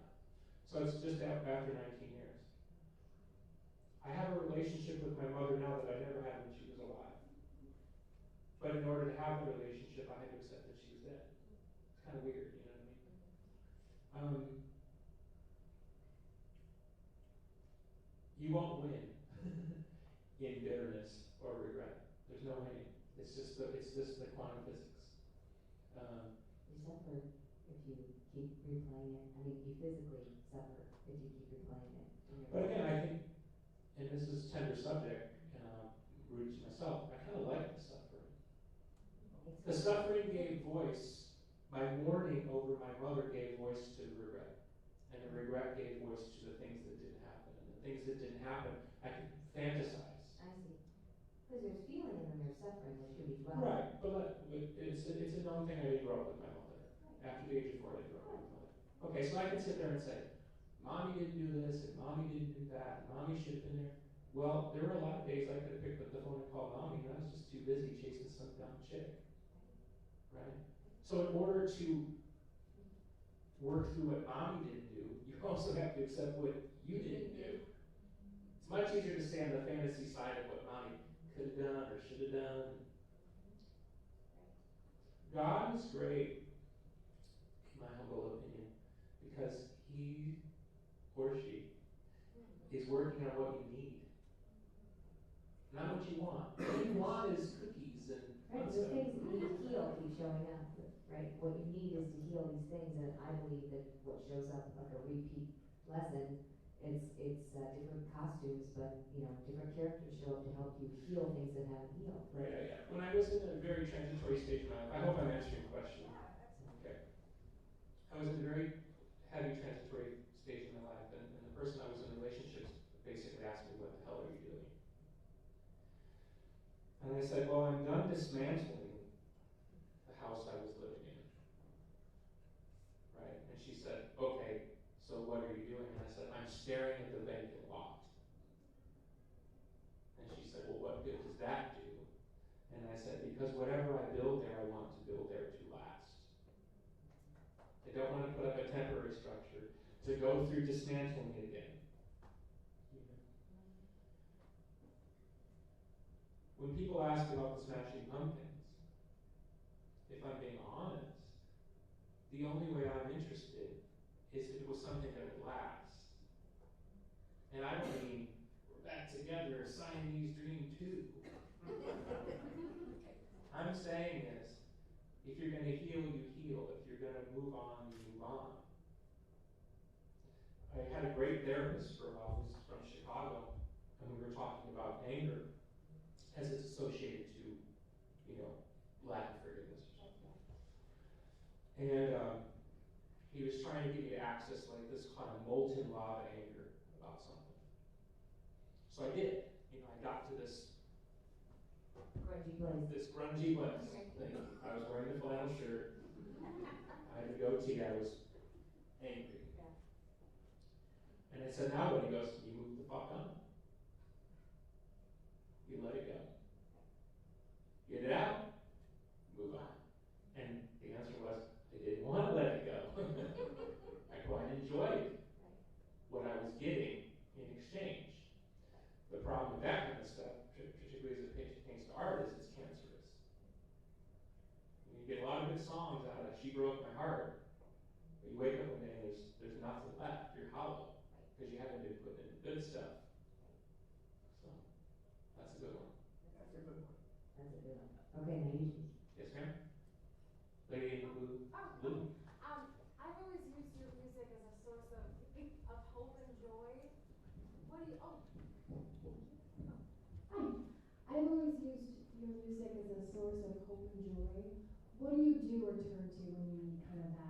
Say That that last outlets. part.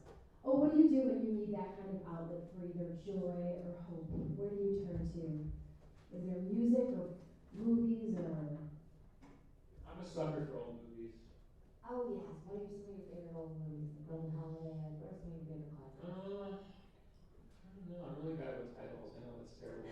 Actors. I love William Powell, Okay. who's most known for The Thin Man, but he was quite a big actor before that. Star is Born. Yeah. Great. In fact, I was watching the other night with my partner, and we have the Amazon Prime. They have a lot of free movies, but they tend to be like movies nobody wants. But there's some good ones, but you gotta dig around. Alright, yeah. But we were watching one that was like a later William Powell, and we watched it, and I said, this isn't him at his best. Yeah, it was sort of on the back, and he was a little older. He was still great. It wasn't that thing, right? And I was like, trust me. And so then I found one the other night where it's like 1934. He looks amazing. He's totally on point. They're drinking in every scene. Right. Probably smoking too and They're everything. drinking and smoking in every scene. It's like a detective thing, you know. And they all talk like this. And she Now was look like, here, see? yeah. And she was like, wow, I get it. Yeah. I get it. Yeah. So when you see somebody at their nadir, it's awesome. It's awesome. I hate to shout this out, but my man Godfrey. I was just. Oh, My man Godfrey, that's a Carol good one. Lombard, Yes. also great. I mean, Yes, absolutely. Their hand is up with a vengeance. Hi there. Billy, what do you think about, like if your favorite artist, you love them for years, and then you finally meet them, and they're a prick? Not you, I've never met you, but, like your favorite band, Cheap Trick, a couple of the guys in the band, they're not the nicest guys, and you put them on a stage, and you and them are my favorite band. And, I don't know, Cheap Trick's a little bit misunderstood, but, I don't know, So your question is he met one of his idols and they turned out to be a dick? yeah, and also, is it good to be misunderstood? Because Cheap Trick, Chicago band, they're arguably the most misunderstood band in the major leagues. Okay, thank you. there was a song, I don't remember who did it. It might have been Iggy Pop. It was on the Weigel soundtrack, and the song was called Pablo Picasso's an Asshole. Does anyone remember who did that song? No. And I think that question asked a very good, I think the song asked a very good question does it matter if Pablo Picasso's an asshole? And I would say no. Who I am as a man has nothing to do with who I am as an artist, I would argue. That might be a selfish perspective. But I think until you really walk in the shoes of someone who's projected upon, and horrible non-PC example, but when I first really encountered fame, people would ask me, what's it like? And I'd say, it must be like what it's like for a woman with really large breasts. Because people are staring at you for a reason which doesn't really have much to do with who you are, and they're not going to stop staring unless you. Yeah, not a great, it's a sideways pumpkins joke, but the point is it's hard to really understand what that person's gone through or going through, and where you, as the person on the outside, has a tremendous amount of time to sort of build up what you think, that person has to make a snap decision about who you are. And that includes a nexus of ideas which has to do with personal safety. I have people chase me for my autograph to sell my autograph on eBay. So you have to make really snap judgments, and sometimes you just get it wrong. Or sometimes you just had a bad argument with your lawyer on the phone, and now this guy wants to talk about Siamese Dream, and you just finished talking about Siamese Dream with the other 7 people at the airport. It's hard sometimes to always be in the right groove on that. I try really hard to be the same person I grew up as, and I probably fail at it. But I was just reading a book by somebody who I once met personally, literally for 10 seconds, who I'm a fan of or remain a fan of, and they were not very nice to me, and they certainly knew who I was. It was at a public event, and I was in And as I'm reading the book, I'm like, that's still in the back of my mind. So I totally understand how that personal moment can color something that, as a fan, you feel is kind of pure, which is like a conversation. Sad part is the conversation in most cases can't be real. If I take any solace in my heart about it, it's that fans who through the years have gotten to know me personally, like basically they get past the OG, I can't believe I'm talking to you, to OG, I've talked to you enough, I'm actually kind of bored, to OG, now I know you as a person and I can be around you and I'm not like doing this. I take great pride in most of those people like me, in the same way that my friends who only know me as friends like me. Like in essence, their relationships turn fairly similar in dynamics with those of my friends in my personal life and my family. So that's the only solace I can take is those who can penetrate that veil come out the other side. We were at the Cubs game and this guy comes up and he wants Billy's autograph and we're waiting in line for the tickets and Billy's like, sorry, not here. Because if he does it with him, then, like a line will form and he wanted to get into the game. But this guy was like, but I'm injured. Remember this guy? And he had like a cast and it was like, he was playing up the woe is me kind of thing. And then William was getting the tickets and I turned around and my gut was telling me something's not right with this. And I was like, hey man, how'd you hurt your ankle? And he was like, and then I was like, oh my gosh, he literally is faking this injury to get, and he hangs out by the VIP entrance to get famous people to sign his baseballs. So it was a good call. Yeah, but what you don't remember is what happened after the game. Then that one guy followed us and kept following to the firehouse and that one? Yeah, and he was just like, No. I was approached by two millennials. And see. And the first guy of the hair said to me, we forgive you. And I said, for what? And he didn't expect that. Right? And I said, for what? And he's like, oh, I was just joking with you. So okay, fair enough. Now you're you're trying to get out. Yeah, It's not like, see you later, buddy. Yeah. We're doing this, right? And he puts his arm around me and he goes, how's about a picture? And I said, I don't give a fuck about your Facebook moment. Get the fuck away from me. And then the other guy came up and tried to take a picture from the other end. Right? So now I'm doing this bit. Isn't like a bad selfie sandwich? I'm not in a bad mood. I know exactly what I'm doing. It's like controlled fury, right? I know what I'm doing. It wasn't to me, speaking to you, has nothing to do with the picture. Has nothing to do with the picture. Has nothing to do with whether they bought 0 records or 52. Has everything to do with the fact that from the initial moment, I am nothing more than that.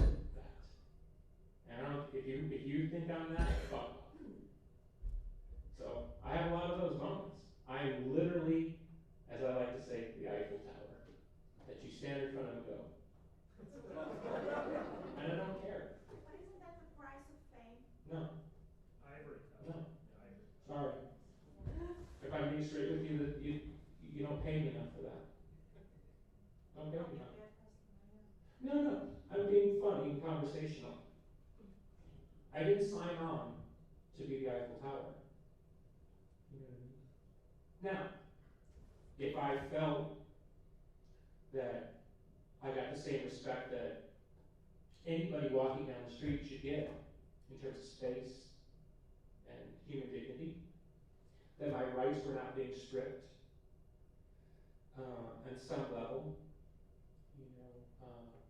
headlines and pictures of Disneyland, and you have to, where is it coming from? And something I say here may be in an article tomorrow making fun of me because I made fun of somebody because they made fun of Star Wars. That's the world we live in. If I felt a just place in our culture, well, I would have a different relationship to it. But I don't feel I have a just place in the culture, so I have a contentious relationship to it. Now, in making a general assumption, you are going to color outside the lines, and at some point you're going to step on the wrong toe. That's unfortunate, and I do feel bad about that when that does happen. I can't tell you how many times I've had a conversation with someone who says, I met you 18 years ago and you were in a bad mood, and I said, dude, I'm so sorry, we have a 10-minute conversation. I try to make it up because that guy's been waiting 18 years to tell me that story, and the least I can do is. Thank you. And let me say one other thing, because this illustrates the point. This band opened for the Pumpkins about 7 years ago, and recently the guy from the band went on this long rant on stage. It went viral, people running headlines about it. We actually have a videotape of the event, okay? Because we were filming a documentary. So the guy, he says it on stage in his rant, and during the encounter, he actually says, what's the fucks with the cameras and stuff like that. In the encounter, the guy literally physically assaults me in the encounter, right? Up until that moment, I was certainly composed, I got witnesses. He was saying things that I said that he said to me. And it's like Wacky World. And I'm watching these articles run. All I have to do is release the videotape to prove that the guy's this incredible liar. But the way I found forgiveness in it was I thought, this guy's been waiting 7 years to tell his story. And he's told this story at the bar so many times that it's worked in his brain. So, is the truth more important, or is that guy's story more important? His story's more important. Like Rashomon. Yeah. Your peace of mind is more important, and so being right or being peaceful, you know? Right, I can make people more money, and somebody may make money by one spending their net, by releasing the videotape and saying, see, I was a nice guy. Wouldn't prove anything. The people who don't like you aren't going to be converted. You know what I'm saying? Nothing sells except somebody else's ad rates. So you have to turn to a higher source and say, that guy needs that story more than I need to be right. Even though I know I'm right. And even though I literally have proof. That's it. Crazy town. Are we have to go to the back, in the aisle, right in front of the Are we zone? okay on time? What music and art are you interested in making and doing today? Sorry. I don't know if you heard my question. Yeah, I can hear it. Can everybody hear the question? Yeah. I'm really delighted to see you. I taught some of your music to a boy who actually lives in your neighborhood, or at least in the neighborhood of your restaurant, at the Guitar Center. And that was the last time I heard you playing, so I'm not aware, but from what I'm listening to you say, it's exciting to hear you talk about creating new music and having a new experience about yourself. So I'm interested to know, what are you interested in doing as a musician and an artist today? Oh, thank you. Keep it simple. I'm in the process, and I don't know if it's going to work, but I'm in the process of learning a new language in one regard and reclaiming one that I mastered long ago. Language meaning an instrument or just a language? Just Well, sound. if I was to be cliff notey about my progress through life as an artist, all those years I struggled and was ignored, and through trial and error, I developed an idiosyncratic language which eventually became a pop language. And it became such a pop language that people were able to steal it, which is really the ultimate tribute to the language, because somebody can really go, oh, I'll take that right here, and it's like, you know. So, being progressive, when other people stole the language, I was like, oh, I'll develop a new language. But I've been developing that language for 20 years. You just don't flip the switch. So I've gone through this long cycle of trying all these other things, only to come back around to the language in which I've already mastered, realizing that it's still mine, and repossessing it. So musically, there's less of the need to plume forward into uncharted water, because I think the languaging is more effective, or is more important to me now than whether or not I'm creating a new language. But I think in order for it to work with me, I need to branch into something else that has no languaging in it, but I don't know what I'm doing, with something like film. So I started making film so that I can take a codified language which I understand my music and put it into a medium which I have no knowledge of, and which the only way I can learn it is to develop my own language in the same way, which probably means about 7 years of going like this, which is very uncomfortable, but I figure 48 now, if I'm able to develop a filmic language by the time I'm 55, that's time to make a lot of films. And I think visual materials in the social media age are probably more effective than musical materials. And musical materials will benefit from visual context. Makes sense? Okay, well, Jenniffer, this doesn't count as one of the two questions, but when you said that, doesn't it come with the territory of being famous, you'll be photographed with, and William explained that he didn't, that wasn't he didn't like that part, but I just felt like speaking up and saying that when I had the opportunity to be with William in public, where there's like you're talking about, you've always been extremely generous with everybody who's come up, even the way you say you're feeling, and I just didn't want people to think that you were standoffish with everyone. No fucking way. I'm not, I've seen 100,000. Just with you. It's good. I thought this is a man who understands, like the ghost of Billy Hussein was paying for it, that he appreciated the people, so I didn't want to leave it with that. He's approachable. You're a good man. Okay. All right, last question, you pick. This young man. You. Yes, you, the young. Yes, okay. Just waiting on the mic. Oh, okay. Who, me? Tim, is that you? Hi, Jen. Hi, William. Oh, hello. Hi. So in 2012, I had a near-death experience, and one of the insights I came back with was a new understanding of reincarnation. So I'm wondering what your thoughts are on that, and if you were to reincarnate, what would you come back as? Well, I'm going to go in reverse on that. I have no plans on coming back, so enjoy me while I'm here. This is the last rodeo. I can guarantee that. I think that what's fascinating is that science is now starting to be able to penetrate those veils that the Vedic teachers and other masters have been talking about for thousands of years, and that death is a transitory state into another form of consciousness, and that people don't truly die, at least their spirit doesn't. And I think this is a good place to end, because I don't know, when you think you're kind of new age, you kind of think you know everything, and it's just people kind of expanding the thought, like be yourself. It's like, I've read that in 7 books, what I mean? There's nothing new there. But occasionally you read something you think that's very interesting. That's something I hadn't thought of. And in reading one of the Krishna texts, I can't say his name, the man who founded the Krishna movement in the United States. Does anybody know his name? Prabhupada? Yes. He was the master who came here and brought us Hare Krishna to America. Okay. He talks about that the body is not you. That's the people understand spirituality, understand the idea. It's like you are not your body is not you. Your body is a mechanism. And what he said was so fascinating. It was so simple, but it was beautifully said.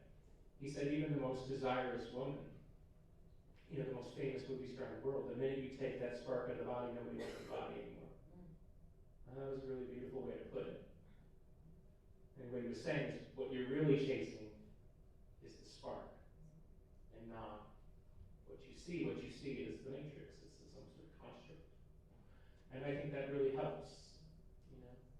So when we joke about the ghost of Billy Corgan and the guy on stage going on about things that didn't happen, and me at Disneyland looking miserable even though I had a great day.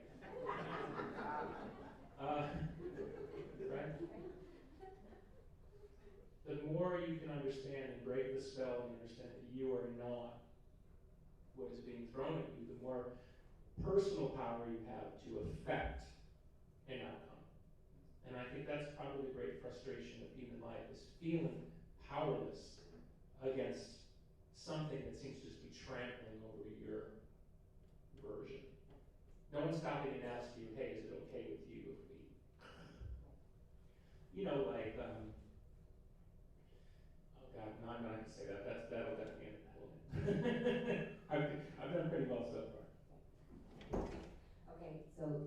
you do believe in reincarnation, but you're just choosing not to come back. Well, if you believe in reincarnation, you also believe that you have the ability to control whether or not you come back, and so therefore I believe this is it. You've had enough lives, and they've been good ones. This one's not been a good example for wanting to come back.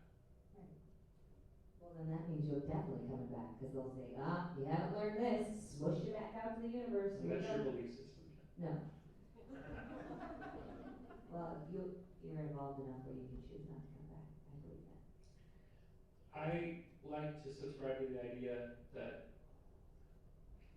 the omnipotent force knows our heart. And so if intention is important, well then the mother who takes care of their child and the father who works 2 jobs to feed his kids, or the person who stops on the side of the road when somebody's passed out and they need a tire change. That's divinity. My version of it, which is sort of like a kabuki play, like a strange, weird hall of mirrors of my own creation. And I'll make it succinct so that at least, and now to resolve, because I'm a musician, we need to resolve.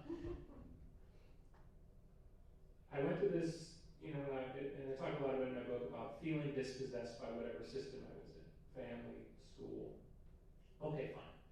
When you're 18, 19, you think, right, at least now I get to make the call. It's not teacher number 1 or school bully number 2.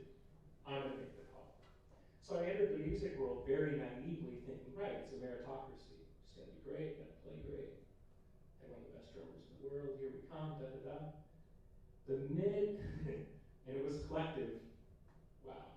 The minute we saw, and in this we were family, the minute we saw that they just weren't going to give it to us, whatever that was, the review, the high five. It started in Chicago. It didn't. New York was the left hook, but Chicago was like gut punching us before we left. Once we saw that, we made a very interesting decision, and it was a collective decision that we were going to fight back, and we were going to fight back kind of dirty.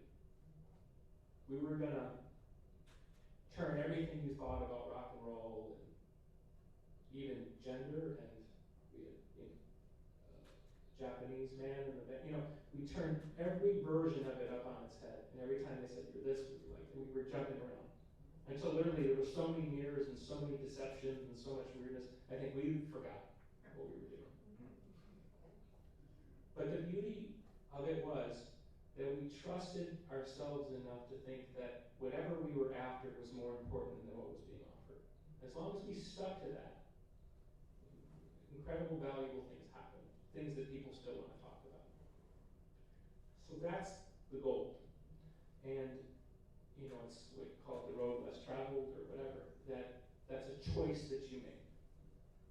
There are contemporary artists of mine who are far more successful, who I admire.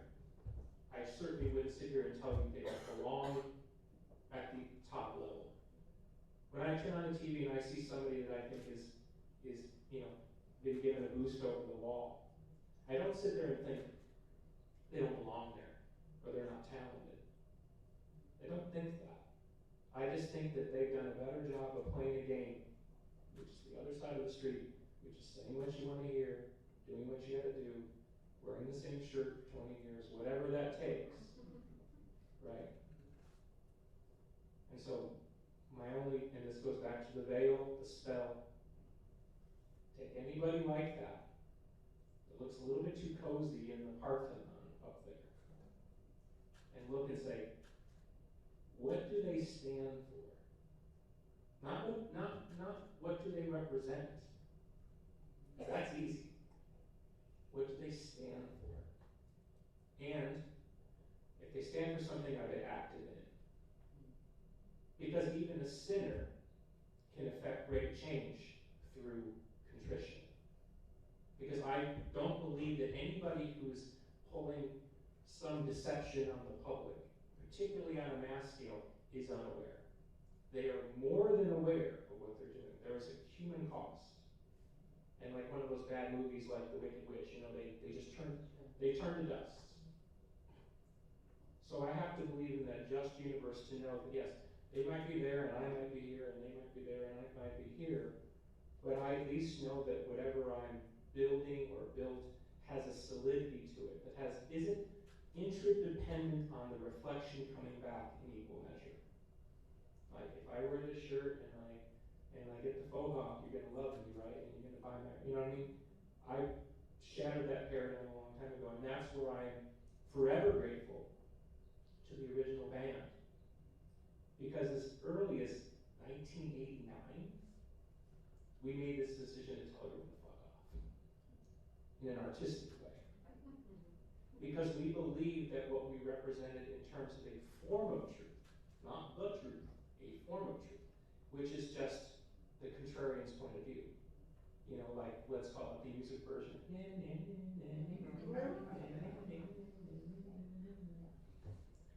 Last thing. You're in a hotel room somewhere, you know, wake up, you know, 5-star, here's the paper, let's see if there's a review. Big review, circa 96, whatever. The first sentence says, I don't know if I just saw a great concert or 4 people making fun of rock and roll. I can't tell you what I just saw. All right, that's it. That's it. Got it. The uncomfortable space is the space. Thank you.